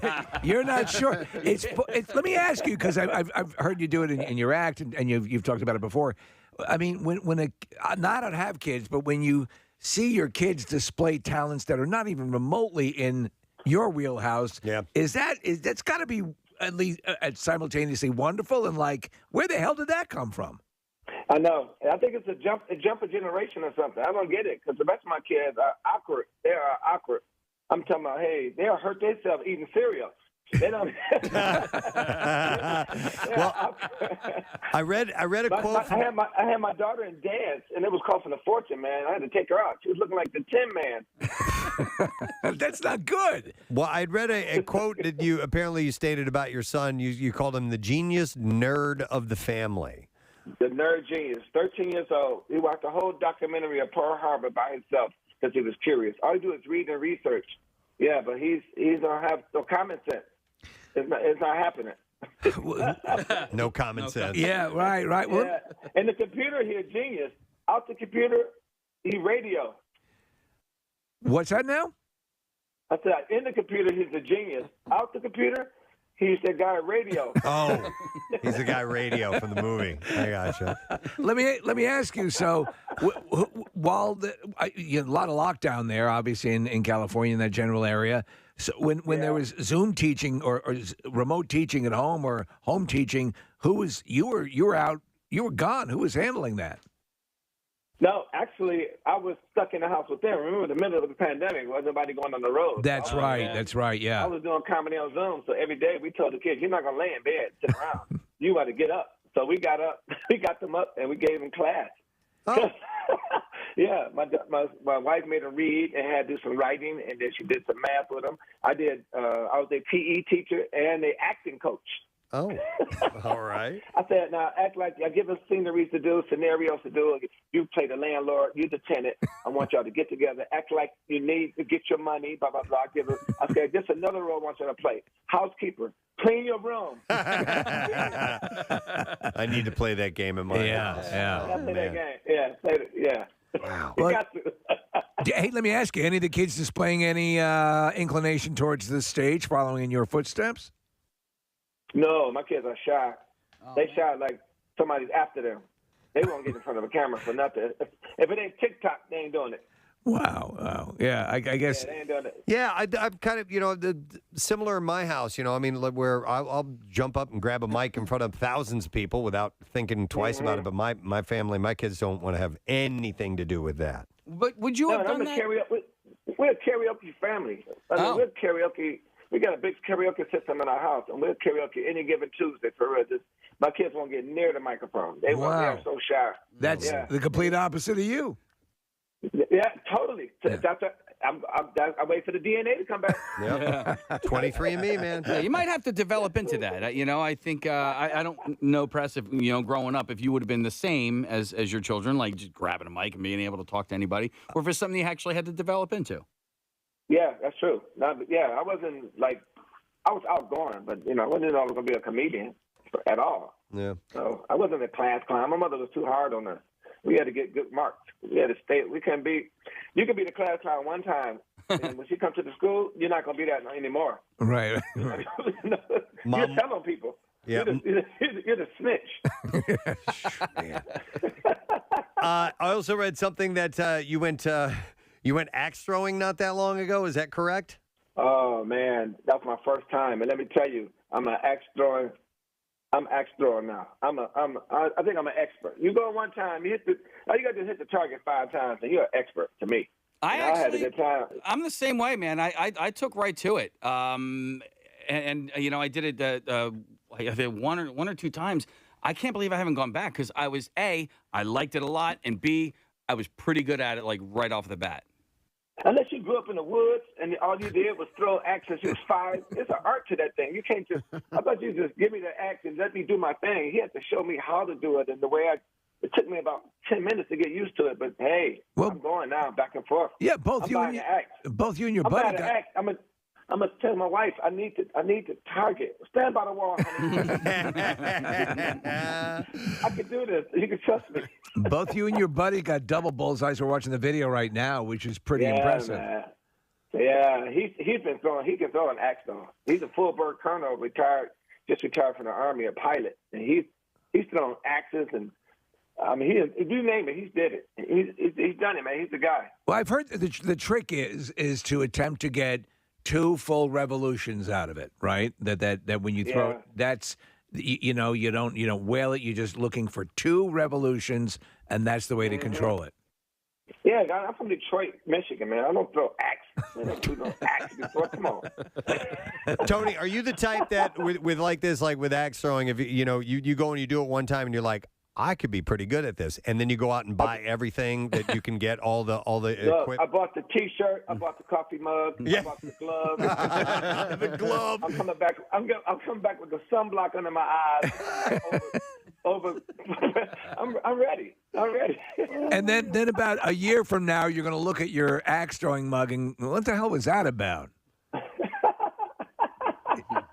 Yeah, but once you think you have, the ability to do. Now, let me ask you: as you're traveling around, just about every major city has. Philadelphia, we have an axe throwing establishment here. A few of them, yeah, a couple of them. Do you check them out now? Does that give you something to do? You know what? I checked it out in Atlanta. I hadn't had time to do it in Virginia Beach, but yeah, I'm going. Yeah, I gotta find it out. Well, soon I get there, I gotta locate it. Saturday morning, I'm gonna take some pictures. I'm gonna be on Instagram, Philadelphia, axe throwing. The medieval comic. Yeah. Nice. Well, in between axe throwing sessions, Tony's going to be at Helium Friday and Saturday and Sunday, which is great. Because a lot of times you don't see 5 shows, people. You know how I get down. I don't know if you know me. If you don't know me, Google me, Tony T. Roberts. If you don't know me by now, welcome out your coma, because I've been around for a minute. Yep. I've been doing it. I'm about to shoot my 4th 1-hour special. Wow. I think I'm going to do it at the Apollo. Oh, nice, man. Excellent. Yeah. All right, heliumcomedy.com to get your tickets to see Tony this weekend. Cool, man. All right, well, safe travels. Enjoy your time when you get here in Philly. All right, man? All right, thanks, brother. Appreciate it. Tony Roberts, guys. Axe throwing man now. I've only gone a couple of times. I should go back and do that again. Are you a two-hander or a one-hander? One-hander. Yeah, me too. But it's a bit noisy for my my hearing issues. So I impact against the wood and all that? Yeah, because there's a lot of it going on. There's tons of people doing it at the same time, and it's usually in a really cavernous place that echoes pretty loudly. Was it Randy Bates who provided the inflatable portable one? oxygen? Right. Yeah. Well, so it's not only portable but inflatable. So it's not actually It's like I think Velcro, right? Velcro, Yeah. But there are definitely a lot of portable ones. So if you're having any sort of event, backyard party or something like that, you can have that come out. What freaks me out is the people who are I don't know how they do it, but they get very aggressive and the axe will bounce back at them. Oh, yeah. Right. I'm like, yes. Yeah. You gotta be No. careful. Hey, Press. No. So you had mentioned the sound and the hearing and stuff like that, and This so kind of thing. Sound and the hearing and the ears. The accent, the sound, this kind of thing that happens with the ears, with the tinniness. But I went to a concert last week, and I have earplugs that they form to my ears, and I left them at home. And what I discovered at the Wells Fargo Center, and this happened, you can probably get it at any concert venue. No, because what I've done in the past is, and I learned it from Brett Hamilton, is I'll just go get like some paper towels and stick that, or tampons, toilet paper, tampons, toilet paper. But menstrual cups. If you go to guest services, they have earplugs. Do you have menstrual cups that I could wear in my ears? Listen, this is going to sound a little strange, and I know you guys probably have earplugs. But I exclusively use menstrual cups, and I left mine at home tonight. Sure, let me get security. Just won't be able to enjoy the show. Right this way. Without these. Right this way. The sign at the door that says exit. I can see the parking lot out there. Yeah, just keep going. I placed my order. Oh, you did? Oh, you did? All right. If you missed it, Kathy is going to start using menstrual cups. We need like the reverb.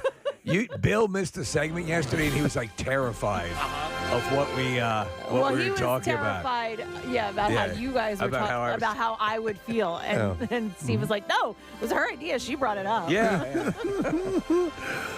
So you placed an order. Yes, Okay. I placed. I got two different ones, a little different in whatever shape and all that. So You mentioned a couple brands. What did you ultimately go with? So I got the one at Target. It's called Salt brand, and then I got another one that's called Lola. And so I'm gonna try this. Lola. But my, one of my good friends is a gynecologist, and she said, with her patients, she said people who love them absolutely love them. But she said I have like half of my patients have tried them and hate it. So Okay. either you love it or you hate it. Why has nobody gone with Cooter Cup? So wait a minute. So these are called Salt. Salt is the brand.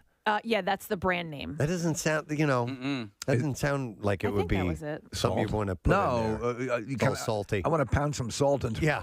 Can I get some sandpaper menstrual cups, please? No, it actually. unappealing name. I kind of. Your husband has it is. unbelievable levels of iodine in his system. What's happening? No, but I kind of disagree with you. So yes, it is called Salt with two A's. Oh, but it comes in the color is Himalayan pink. Like to me, it just seems like very like nature and spa. soothing. Kinda, Yes, yeah. Okay. All right, I gotcha. As you shove this. some salt, please. This one says Salt Teen Cup, Salt Soft Menstrual Cup, Soft. Oh, not saltine like this. I know, like the cracker. You know what, Case? Yeah. Look at right there, Salt Teen Cup. And there's no way you can say it without making it sound like you're putting crackers. Yeah, you definitely have to take a pause there. Salt Teen Cup. You can't say Saltine Cup. I was waiting for like the punchline. I'm like, what's the joke here? Right Am I there, not getting Saltine it? Cup. And then also Salt Soft Cup. Stadium Cup. Red Solo. Championship Cup. Riders Stanley. Is the Stanley right now? Stanley Cup. Yeah. Wow. Okay. Well. Oh, you would have to do that except Stan L-E-E. I mean, right? Could we the Stanley Cup? Yeah. Could Oh we my have- God! And when you like, if you do anything victorious, you can take it out and hoist it above your head. Right. I don't know how much it costs to manufacture these things, but could we have a Preston and Steve? Yeah, a cup. Yeah, cup. Yeah, menstrual cup. Well, you know what? We would be, I guarantee you, the only show in America that had our own menstrual cup. And so many women, at least when I got correspondence from people on social media, say that they are fans and some who are very intrigued by what you were saying, Kathy, and the benefits are going to try They're it. gonna try Why it, not yeah. provide? If we could do one that attaches to a beer holder for your shower. Right. I mean, we should have a whole bunch of feminine hygiene products. How We about really the should. Bill Weston man about tampons? I mean, right? That'd be good. You can go home now. I'll go over this later, man. Peace out. He got his one for the day. Oh my God. Now I'm trying to think of other ones. I can't come up with the Jackie. No, that wouldn't work. No. I don't know. I can't think of anything. But yeah, pads and cups. And Pads, cups, tampons. What else, got? Lube. Lube? That's Yeah, well, a apparently sanitary it comes product? as a kit. Oh, that's yeah, right. yeah. With the menstrual cup. Yeah. Right? Yeah. You need lube. Uh-huh. Yeah. Well, you don't need. Apparently, you don't need it, but No, you can. You might. it does need come with it. You It might. comes with it. You can use one of those devices that Oh. you get at a shoe store. The Pierre panty liners. That's what we I could like have. that. Yeah. What do they call the device that helps you when you're sliding a shoe on? A shoehorn. a shoehorn. There we go, a shoehorn. Use that for the For the cup. cup horn. Oh. Okay, have we exhausted this now? Although if we did these products, we would need a for the commercial, we'd need some music or a jingle. And yeah, this would definitely work. Yeah. Are you hot-blooded? Hi, I'm Kathy Romano. This is a new cup offering from the Preston and Steve Show. Check it and see. I'll definitely voice the commercials. Okay, did Nick Murphy just say this? Yeah, he did. The Jackie Clam Jam. Oh my God! Nick, nice. It's a lubricant. Yeah, It would still work. It's a lubricant. Jackie Clam Jam. He immediately said, "I'm He said, sorry." I'm sorry.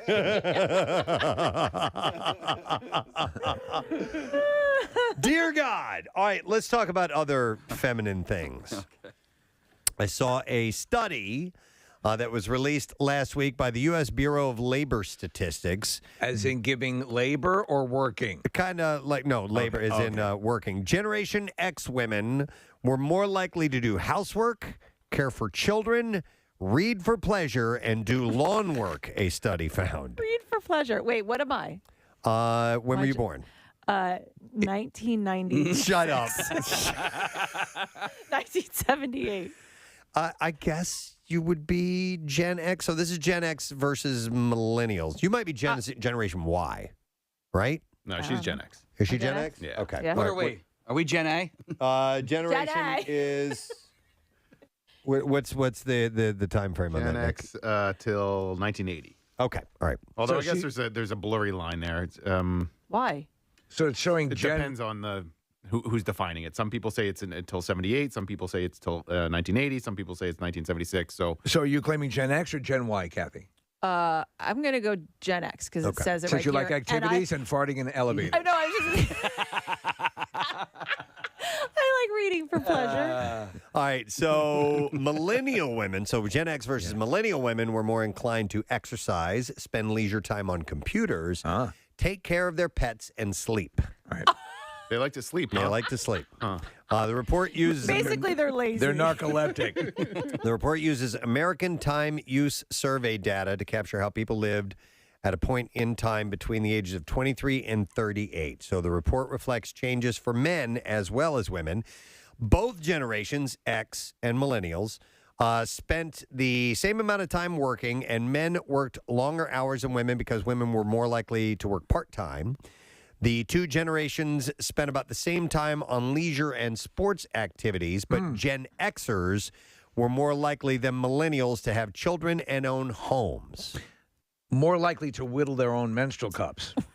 Even though viewing television was the top leisure activity for both generations, millennial men spent 18 minutes a day less watching TV than their Gen X counterparts. So who did, one more time on that, Preston, I'm sorry. The American Time Use Survey data. Is that what you were talking No, about? the TV watching. Gen X Gen spent X, a little more time. Gen X spent a little bit more time watching television. Wow, because I sure as hell spent a ton of time watching TV, and I'm a boomer. But the Gen X, I'm sorry, the millennials have shifted that time into playing games. On an average day, more millennials were participating in sports, recreation, and exercise than their Gen X peers. Man, I'm I'm a lot of these things. I'm every woman in the world to you. But it would depend on how much of it you spent doing it. And this is from age 23 to 38. Okay. So changes in technology weighed heavily in people's choices, according to the report. Social media was in its infancy in 2003. Smartphones weren't widespread, and Cyber Monday hadn't yet been invented by retail marketing gurus. Millennials have an advantage in that they were able to do a lot of things from the comfort of their home. It's true. Without getting in their car and going to a store or bank. I used to have to walk 10 miles. It saves on time. Just to make a tweet. For Generation X, that wasn't available when they were their age. My girlfriend asked me a generational question last night, and she said maybe we could bring it up on the show, so why the hell not? Do you think younger generations are more apt, and this is her contention, to watch TV shows with the closed captioning on? Because they are so, her contention is that they are so distracted by everything else that having the closed captioning on actually makes them focus on what's on TV a little bit more. I will say, that I think I don't know if there's any, because a lot of YouTube videos already default to closed captioning. Right. Does that seem comfortable to them? I don't like it on some shows. For example, Jeopardy, because every now and then when you're watching with closed captioning on Jeopardy, it'll give the answer before they finish really? it. Yeah, it's a little distracting. That is true. And sometimes Minnesota pops up as menstrual cup.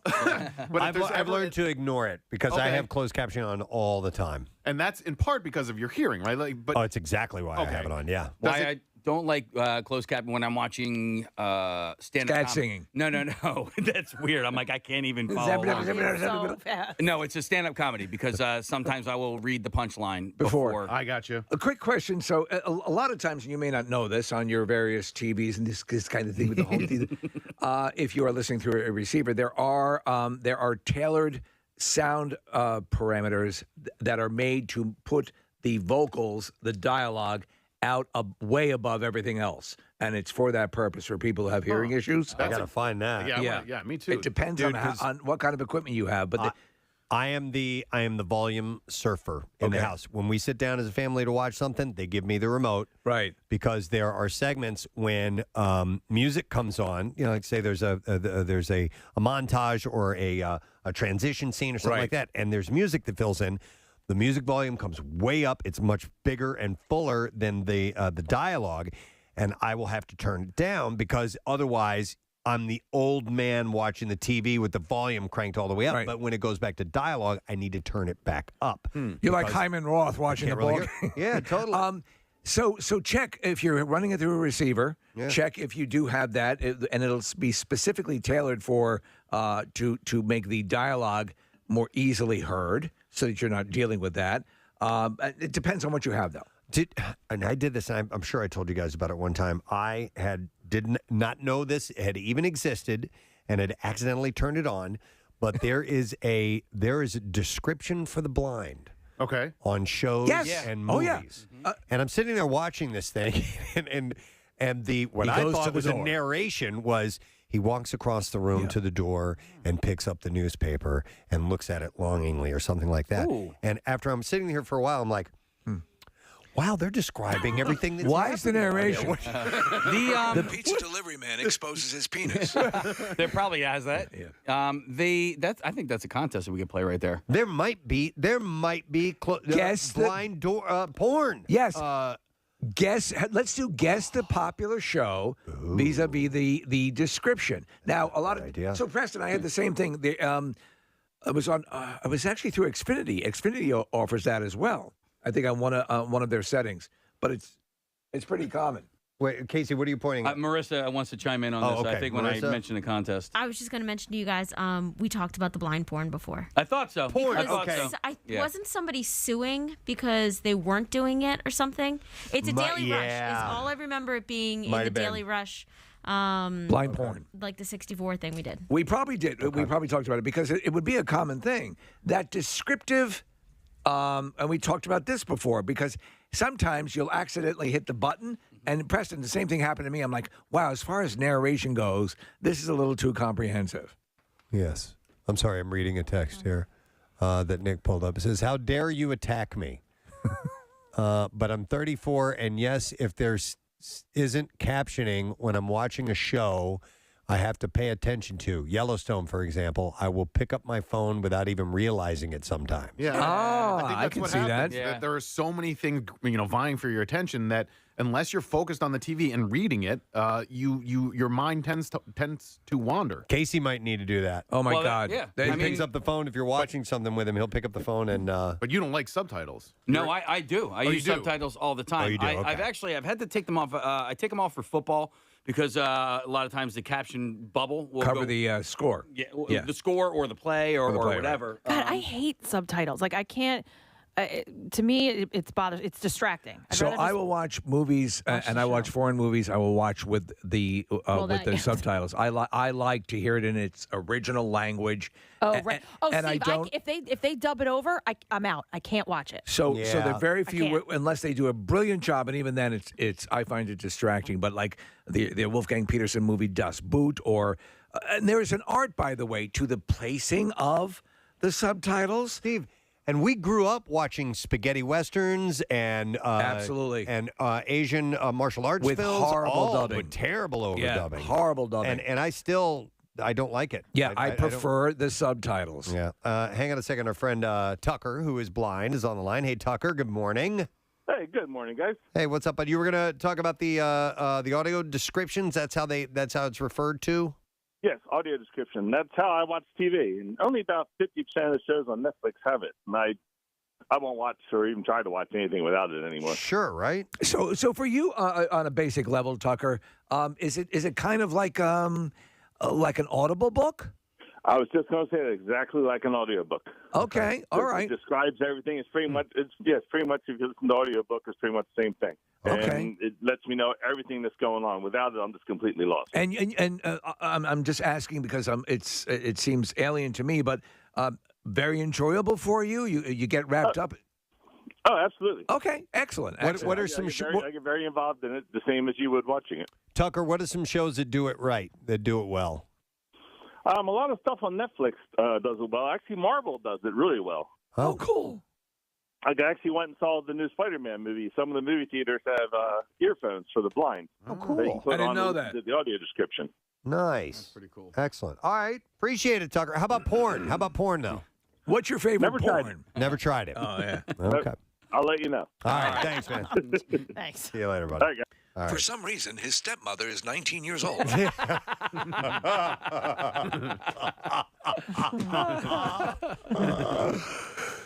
Oh my! I saw that one. Yeah, I think I've seen that one too. Yeah. It's a classic. Though they're sitting down to a classic Thanksgiving dinner, she's playing with his junk under the table. Saw that one too. And the father is sitting right there, Completely oblivious. As he's carving the turkey. even though they're moaning and She's kneading his nutsack.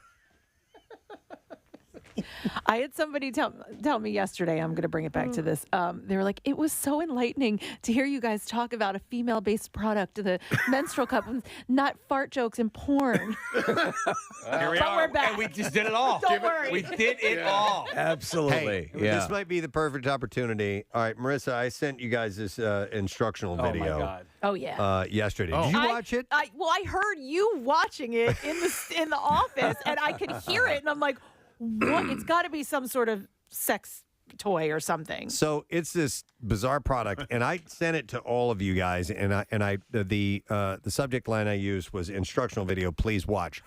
Nobody got back to me. Like not one person responded to me, and I'm like, yeah. Did I offend Marissa and Kathy? Well, I know I didn't offend Kathy because she was in the same room. But that's a terrible feeling when you send out something you think, oh my God, did I cross the line? Right. And I wanted to watch it, and you were making such a thing about it that I wanted to not be distracted, and I never got around to it. Marissa, see if you can grab the audio from that, and I don't know if it's fully. If we can play it or not, but there are specific body parts. I don't think it talks about insertion or anything like that, but it is this quote-unquote massage piece of machinery that is one of the most involved-looking things I've ever seen. If it's indeed made for, it has to be. Back here is the carburetor. Oh my God, Yeah, it's complicated. Oh, It yeah, is. yeah, and it is there for pleasure, right? You know, if you make it all the way through, okay, you know, because things go in things and other things go in other things, and There are some things that and we've talked. I remember one time we did. I think we were doing an appearance at maybe Brisquet's store or whatever when it existed, and there were things in there I would have thought were actually involved in construction that were that.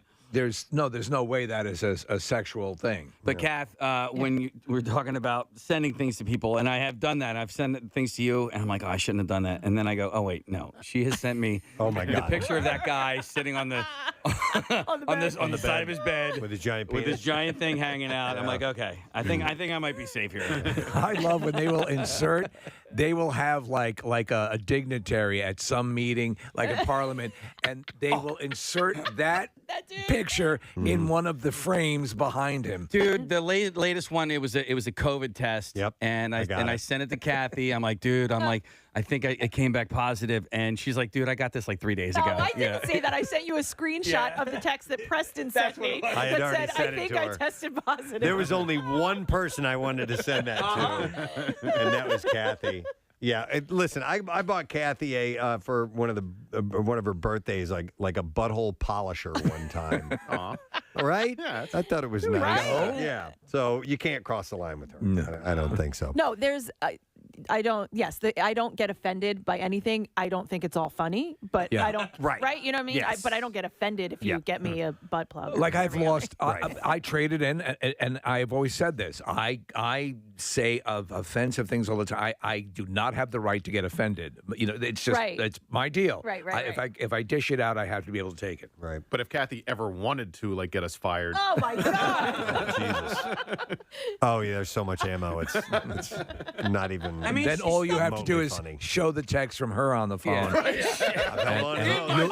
You'll be reinstated. I will also think of the time that you put a Sharpie in my butt crack, and you don't remember that, but I do. No. I'm like, yes. Did I draw on your butt? No. I was like bent over, and my crack was showing, and you were like, bloop. Wow. Okay. Do we have it over the audio? No, I don't. Are you editing it? It might have. Yeah. It's you don't need to. We don't need to hear all of it. It's just I want to get the tone of this guy that is doing the narration for it. That is actually the instruction. It's like he's being as serious as you can possibly be about it. I love that. And talking about this stuff that's just like it's like these things, and we never play these fully. But Dad, can I talk to you for a minute? Yeah. There's a much longer piece of that, but I love.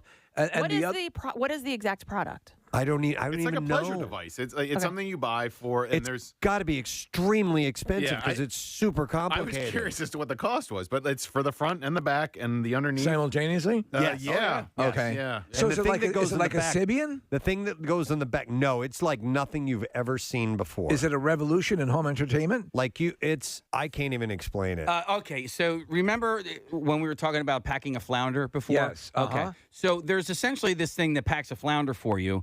But it's there to stimulate things. Oh. So it, okay. But it's just wild that, like, Press, you talk about the narration, but, like, somebody also had to animate this, Yes. Like, There's a professional animator with it, too. Here, I'll play some of it. Before using the Shinfly full coverage men's massager, all body parts in contact with the massager and the massager itself shall be fully cleaned.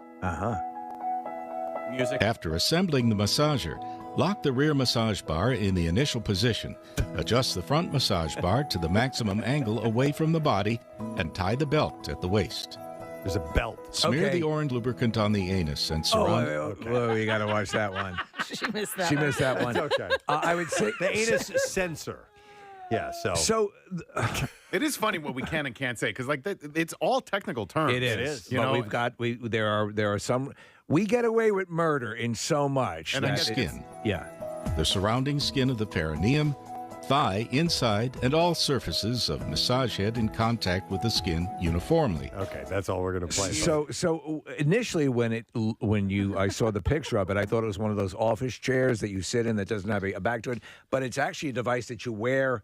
You can wear standing up. There's a pin on it like a grenade. I would need the instructions for this device. What the hell? You have seen nothing like this. I want to get one of these in the studio. Do they have a price? No, but I'll bet you it's a few $1,000s. Look at this. So Wait, I'm sorry. See, that wraps around. Is that supposed to go over your Johnson? Oh, yeah. And then it goes up and There down. you go. Watching the animation. But what I can't figure out is the seat part of it. The seat looks like a ski boot. It does. It looks like a ski boot. So you sit on a ski boot. Hey, while it. Without looking behind you, Steve, who do you think is in the studio now? Bill? Yes. He just came into the studio. He's shaking his head. He's He not has happy. one of these. It was his birthday on Sunday. He came in to clarify. He's looking to let us know the price. What do those things cost, Bill? You should get one that instead of a motorcycle seat. Bill, honestly, have you ever seen anything like this in your life? You know, I'm in my office last night, long after you've gone. Right. I listened to the Kathy Menstrual Cup segment because I missed it live. Right. What'd you think? It's pretty straight ahead, right? There was look. It's like, well, I actually looked up. It's been so long since we've talked about FCC and the liability of obscenity and all of that stuff. It hasn't been that kind of stuff. I looked up the definition again, and I think you guys are dancing on that line because it has something to do with sexual or excretory activities and organs, which is what There's nothing sexual about it. I mean, it's all it deals with biological, if anything. It deals with a sexual organ. Right. Yeah, like a Wurlitzer. By my by Kathy's very apt description of what that does. Anyway, and you're doing this today. I'm like, I dumped the lubricant on the thing. Yes, thing. which we would Okay, I only. gotcha. Our agreement with you is always we'll swing for the fences and you excise what you think is appropriate. People are wondering what the name of it was. Again, I'll play the beginning. Just it says the name of this. Before using the Shinfly full coverage men's massager, Shinfly full coverage men's massager. So I need to imagine because so much of this is written and appears to be in Mandarin, right? Yeah, I don't know. It's definitely an Asian product, I believe. But it's got subtitles, which brings us full circle to the conversation we started. Says great for dads and grads. Oh, jeez. Okay. All right. So today's discussion just kind of brought me back to those good old days where we're really working the dump buttons. But good. Yeah. So By the maybe way, Bill, a Preston and Steve logo in the merch shop in the rock shop. You know, we could make some money on this. Yes. Right? Yeah. Okay. Clap on it. Again, and you could be the narrator. Bill's a great narrator, by the way. Yeah. He does wonderful narration. I get all. Wait, hang on. Let me all sell. body parts in contact with the massager and the massager itself shall be fully cleaned. I think you're better than this guy. Yeah. You'd be I perfect. don't know what you want from me. Santa's got to go. All right, I'm gonna go. Santa's got to go. All right, so you need to see this thing. You need to do a search on the. Hold on, what was the name of it? I mean, it'd be easier to go out and get a girlfriend. Yes, By far. Just putting this thing on, just all the straps and hooks and various things you need to put together to put this thing on your body is more work than going out and trying to get an actual relationship. And what do you think? It's like, you're at the office. Can I come in? No! Before using the Shinfly full coverage men's massager, Shinfly full coverage men's massager. Marissa? We're sharing it on all of our social media Okay. accounts, All right. so You can got to find the see link this there. thing.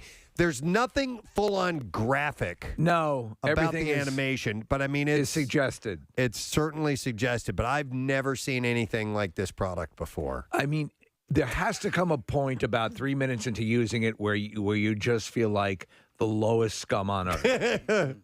Or you finally found the euphoric. greatest thing that's been created by man. Honey, I want a divorce. Wow. Okay. We need a break because we are going to talk to the CEO of the Rock and Roll Hall of Fame. Yeah. Yes. Because the nominations have come out, and we haven't revealed anything yet. We've been waiting for him, so we'll go through that with him. All right. If that's cool with you guys. We should offer him a shin fly if he. For his trouble. We'll be back in just a moment. Make sure you stay with us. Steve on 93.3. 3,000 years ago. Yeah. And that was probably my favorite. American Beauty, Working Man's Dead.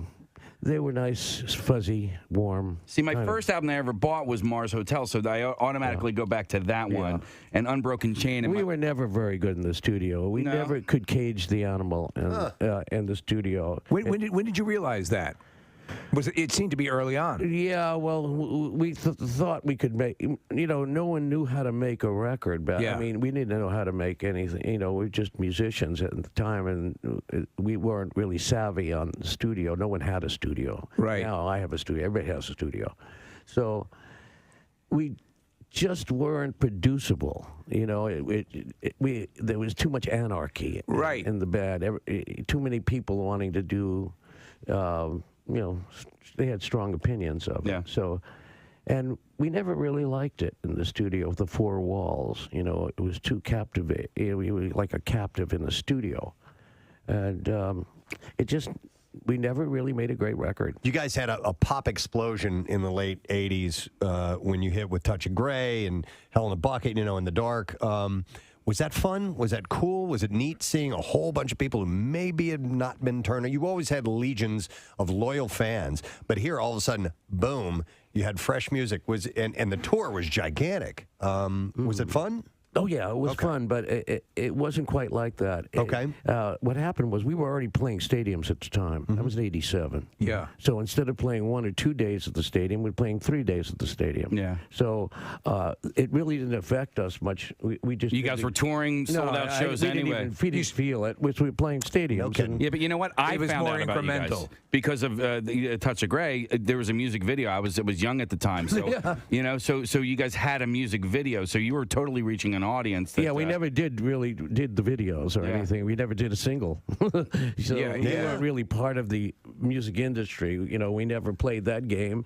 And if we lived by the single, we would die by the single. If we didn't have a hit. That's interesting. Yeah. It's funny because I remember becoming aware of the Grateful Dead, through the iconic artwork that was associated with the band. Yep. What's that about? What's that about? So that predates obviously videos, but still a visual medium brought me into the awareness of the music, which is very cool. Exactly. It mirrored the music. In the old days, how that started was these artists would come to the shows, and we were all getting high, and psychoactive drugs, taking acid and whatever. And these were physical representations of what the music sounded like. They would go home and they would start painting, and they're still high, and that's what these things were representing. They were representing the music. How were you vetting that, or was it just sort of if you want to do it, do it, or would you guys kind of consciously say, I don't like that, doesn't represent our band right, or was it just an open source? Well, luckily in our case, the people would come up with these incredible, iconic stuff. Yeah. We just had to choose between the good stuff. I mean, it was so much good around. And a lot of people went home and just did it, and it was uncommissioned. Yeah. They just went out and said, this has to be done. Wow. And so then all of a sudden we looked at them and we go, that's us. And they go, okay, cool. That's cool. That's it. Let me ask you with the art and your painting. I mean, did people automatically take to it? Were you afraid you were going to get here's a musician trying to be a painter sort of deal? I'm not afraid. Yeah. So what was that jump like, and how well were you received initially? Because I mean, honestly, we were looking at the stuff. It's pretty amazing looking. There it is. Yeah. So what was that initially like? Well, I didn't think of it as it's art. It is art. Came out. It's right. You follow the muse. I mean, you're an artist. The thing that turns you on, makes you do things artistically. And first time I did it, I walked into the house and my daughter looked at it and she said, Dad, this got legs. That's pretty good. Legs. She liked it. Yeah. And so if my daughter liked it, and she doesn't like much. Does she like the Dead? Does she like that? Okay. So I said, okay. I'll paint. If you like it, I'll paint it. You can take a look for yourself and see Mickey Hart's work. It's called Vibrational Expressionism, The Art of Mickey Hart. And Sunday, back out this way, King of Prussia. noon to 2. Is there a spot where we can go to get all this information, a website or anything, you guys? I just want to meet the King of Prussia. Yes, we all do. And I want to see Mrs. Prussia. Sure. Mr. Prussia. And all of the little Prussias. All the Prussiettes. Yeah. I'm actually Mrs. Prussia. She is. Yeah. She shops there all the time. I heard that she cooks. Oh, You heard wrong. have heard wrong, sir. Wrong, Mrs. Prussia. She makes reservations. Yeah. I can make a mean reservation. She makes a mean reservation. She makes a mean Romanoff. Ladies and gentlemen, please give some love to the one and only Mr. Mickey Hart. Yeah. Thanks for coming by. Do you remember the squirtable butter used to come in a thing? Yeah, butter spray. Is that what? I no, can't not believe spray, it's not not. spray.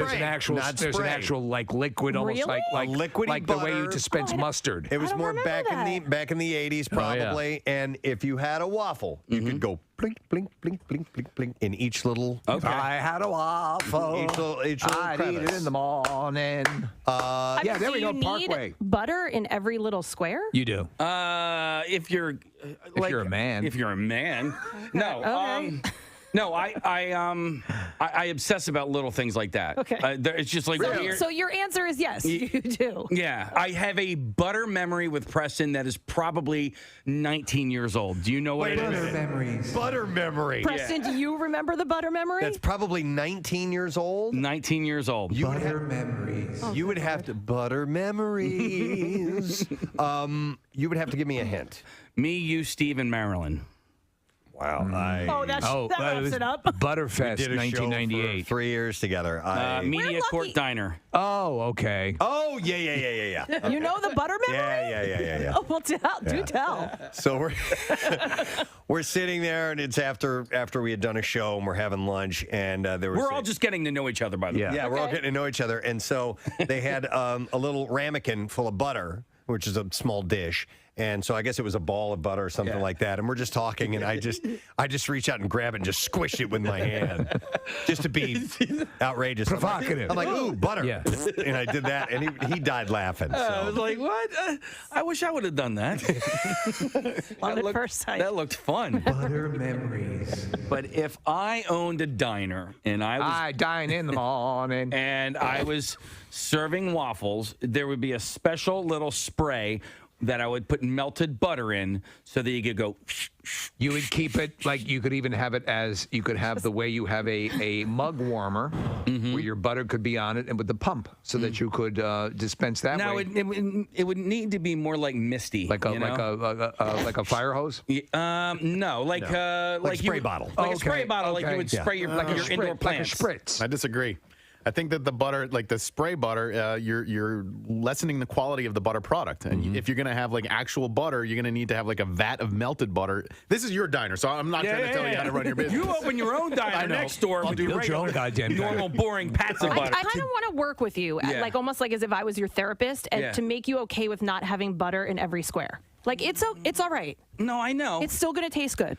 You're going to get enough butter. Believe me, I've Touchstone Pictures. He had to have butter in every square until a concerned therapist came into his life. My name is Romano. I think I can help you. Then we need some good music, like yes, Peter inspiring. Gabriel, Salisbury Hill. Salisbury Hill. Yeah. See if you can pull that. So the serious part when he realizes he has a problem. Oh, no, I can't even get it together anymore. Every time I go into the diner, I start trembling like crazy. I think I know someone you can talk to. And then she came into his life. My name's Romano, and today's the day we start making changes. From Touchstone Pictures, the story of a boy who learned now how to not have butter in every square of his waffle. Butter squareless waffle boy. Butter squareless waffle boy. Or something to that effect. It's a butter therapist. I feel like I already went through this with Jace. Like at breakfast time. It's okay, honey. Unbutterable. Is that the name of the movie? Yeah. I'm doing it!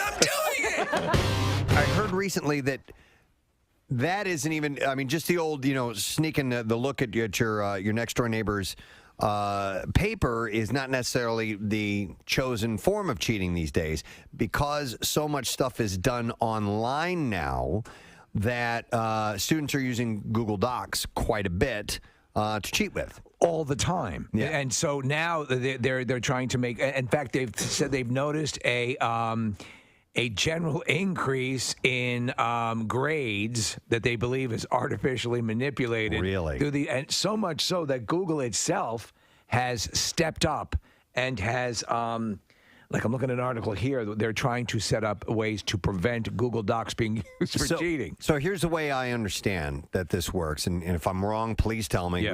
We've got students here, we've got strippers that know the answers as well, because Victoria was chiming in on this while we were off air. That if someone takes a test in a class before you, that you're going to have that same class, and they therefore can get that exact exam that you're about to take and send that to you before you take the exam. Is that kind of the way it works? Is that what I understand? You know who knows? Ben knows. Ben, come in here. Ben here. Intern Ben, we're going to get him on the mic. And by the way, Ben, are you currently a student?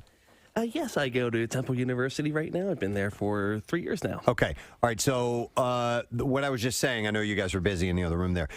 When someone is taking an exam, they can take that exam and give it to someone else who has that same test later on in the day. Is that how it works? So it totally depends, but like a lot of the times it will just be on your laptop in class, and it's impossible to govern everyone's laptop, as you can imagine. Okay. Yeah, okay. You all right? Had to run in. He's a little nervous. I was wondering why you talk like that. And actually, it's the thing is the Google documents. I've talked to Ben many times. I've never heard his voice quite like that before. It's as we matriculate through the process of the Temple University. We, of course, enriched by the learning that we have. So I guess. You poor kid. I guess no. Ben doesn't talk like that. Excited to come on air with us. We just pulled him in hat by. It's not his fault. It's not his fault. Off guard. That's all. Okay. So Ben, I guess what Preston's asking is how does Let's start over. How does the document get disseminated to everyone who's looking to cheat off that original document? So you can have a Google Doc open on your laptop in like a separate tab, and then you can send it to anybody that has like a Google email. And of course, our school uses Google for everything. So you can have the Google Doc, I guess, open on a different browser. Right. And just sort of toggle between the two, the test and the Google Doc test, Google Doc. I don't know. Gabby's here as well. She's also a student. You know. What's your take on it? Yes. Stop it. I'm just kidding. Poor Ben. Thank you very much, Kath. Is our guest ready to go? Yes, sir. Are we said, ladies and gentlemen, we love having this guy on. He is a wealth of knowledge when it comes to music and all things rock, of course, because after all, he is the president and CEO of the Rock and Roll Hall of Fame. Please welcome Mr. Greg Harris. Hey! To our show. Hey, Greg. Damn, I love that intro. Love the walk-on song, the build-up. And I'm thrilled to be here. I'm going to add one thing. Yeah. I was also enjoying the traffic report, hearing, I-95 and the Schuylkill and Deptford, because I grew up in Bucks County. Yep. And you started me off with Kiss. I think I was listening to Kiss on my clock radio in 1978 on WMMR. Yep. And love it. Thank you. That's great. We thought it would make you feel right at home, sir. So always good to have you on, Greg, and it's always exciting when the new nominees are rolled out. We haven't mentioned them yet. We wanted to wait till we had you on because I know they came out at 8 o'clock this morning, but I'm going to quickly I'm going to rattle off all the names, and then we can chat a bit about them. So the 17 nominees this year for the Rock and Roll Hall of Fame class of 2022 are Beck, Pat Benatar, Kate Bush, Devo, Duran Duran, Eminem, Eurythmics, Judas Priest, Fela Kuti, MC5, the New York Dolls, Dolly Parton, Rage Against the Machine, Lionel Richie, Carly Simon, A Tribe Called Quest, and Dionne Warwick. I'm good with that lineup. Yeah. I'm good with that. That is a really good one. And 7 first-time nominees this time around, I believe. Correct, Greg? That is correct. 10 are returning to the ballot, and 7, it's their first time on. Incredibly exciting. It's a very diverse ballot. It underscores how broadly rock and roll is. But it's also next to last year's. It's the most female folks on the ballot, and it's kind of fun. Some of these artists people think are already in the Rock and Roll Hall of Fame, and they're being nominated for the first time. Carly Simon, first time on the ballot. Eminem goes on in his first year of eligibility. That's pretty exclusive, pretty special, and we're thrilled. Quick question: is it Dionne Warwick solo or her with Anthrax? That's no. No. You think Are you thinking Scott Ian or Ronnie James Dio, one of the two, or something like Dionne Warwick? Well, I'm excited for a few different ones, and I would really love to see Pat Benatar get the nod. Finally, she should have been a while ago, and we were just talking about her and how important she was. Yep, and is. And I'm stoked about Devo being on the ballot once again. They're one of my favorites. I mean, this is what you do. You pick apart and you find your favorites and go, these guys should be in. But I'm really excited to see Duran Duran. Duran Duran is one of those bands. When they came out, I was a diehard long-haired rocker when they hit, and I denied those guys, even though I secretly loved the music. And it was after a while that I really started to appreciate their musicianship, and would love to see them get in. Yeah, that there's an interesting thing there when you look at Pat Benatar, Duran Duran, even Devo, in sort of toward the tail end, Eminem. They're also MTV generation bands, and somehow sometimes that popular success, and that where it's the sound is still great, but image becomes a big thing. You sort of discount it a little bit, and the combination is powerful. It's amazing, and at its core, the music is still incredible, and that's what we're looking at. Do you know what happens too? And it sort of became the default thing a number of years. Greg was okay. What did they get wrong? Who are they completely omitting? I mean, you simultaneously love it. It's like end of year lists. They're designed to cause conversation, but I think as the years have been progressing, the selections have been, I think, hitting more so that. With the general, wide collection of music aficionados, so much so that you'll take somebody that you would normally years ago have said, why are they nominating this person, and say, okay, maybe I can see this. Do you sense that? I do sense that. I think that one, we also had a number of folks that were hanging out there that have were eligible but hadn't been nominated, and you start getting them in. And then you can start going into new areas and new genres. And I guess I need to understand, I think we've also softened up a bunch of Philly fans because Todd Rundgren is finally in. Well, Dolly Parton we talk about Dolly Parton all the time. And so, a juggernaut, so many songs, an unbelievable musical talent. Does she... I would ask you, what would you say is the predicate for her coming into the Rock and Roll Hall of Fame? Yeah, it's great success as a country artist, as a pop artist, sort of crossover. Yeah. But she's written 2,000 to 3,000 songs. She's also created sort of her own iconic persona and style that others that have been influenced by. And if you go on the straight countryside, Hank Williams and Johnny Cash and others are in the Rock and Roll Hall of Fame. Right. Part of this. Yeah. But her impact on a bigger culture is really important as well. I think a lot of the strong female artists of today you don't have without Dolly Parton paving the way. And that's kind of how it fits together. But influential, important, and impactful. We're really excited that she's on the ballot, and many thought she was already inducted as an influence. Hey, Greg, I wanted to ask, you mentioned Todd Rundgren. I wanted to see how you and people on staff at the Rock and Roll Hall of Fame feel when you get somebody, because Todd's been very critical of the Rock and Roll Hall of Fame. When you get artists who are outspoken about maybe their the poor decisions they feel have been made, or maybe even their disdain for the Rock and Roll Hall of Fame, and they get inducted in, how do you guys feel about that? We feel like his music is terrific. It impacted so many, and he's incredibly glad that he's being honored and elected. And as far as him embracing it or not, that's kind of up to him. Right now, I'm in the Hall of Fame. On the floor above me, there's a whole bunch of Todd things on exhibit as part of our 2021 inductees. and his plaque hangs in our plaque gallery. It'll hang there forever for what he's accomplished as a writer, as a producer, as an artist, and we're thrilled he's in. So, it's an interesting thing, I believe, because many halls of fame, you get into baseball, football, those places, people are being honored for something that they retired from. Yeah. In rock and roll, you don't retire, and if you're creative, you keep creating.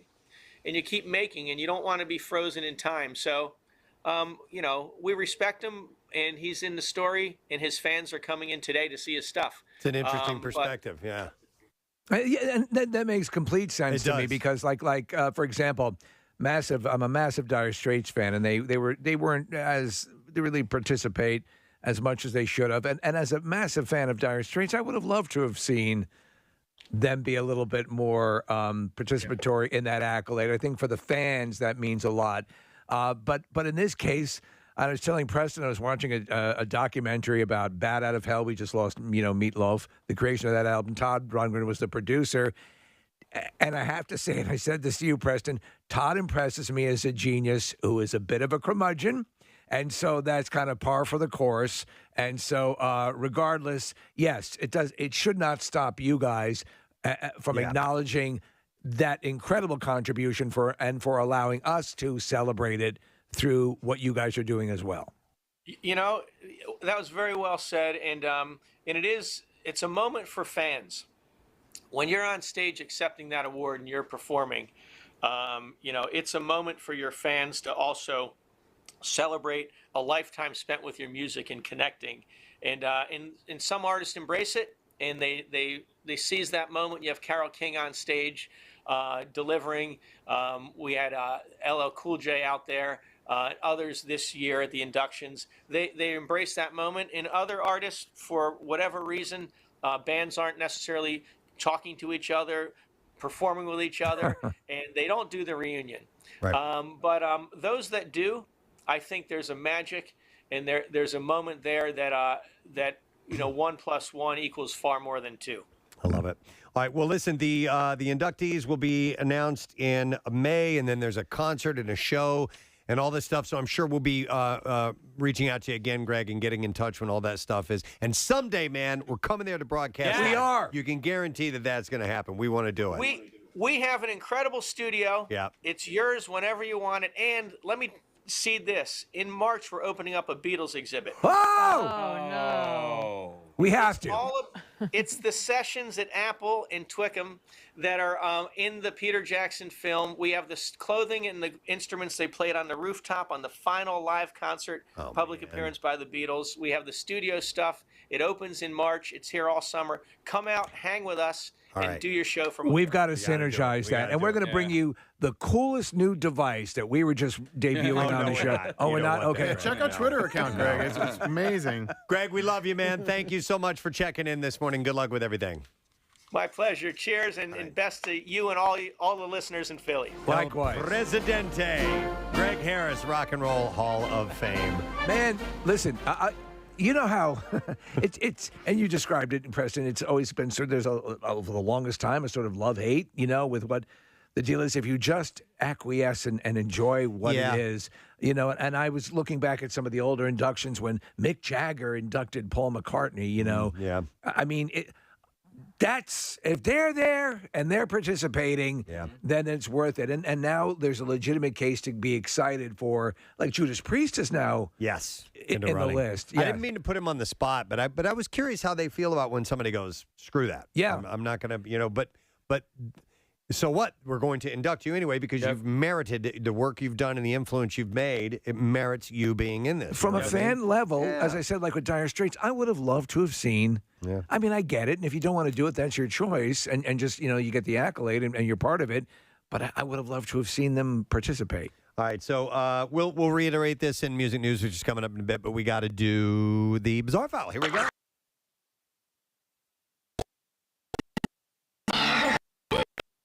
Preston and Steve's Bizarre File. Brought to you by WMMR and President Steve logo winter hats. Another cool on the MMR Rock. Pick one up for you. Let's see word of how about 5 nights at London's Tiger Club burned by caustic soda, a.k.a. sodium hydroxide, corrosive compound used in making, which was served along their tequila shots in lieu of salt. It was soap. Yeah, nice. The 5 were vomiting with blood pouring from their mouths. Is that good? Laborers fearful of interest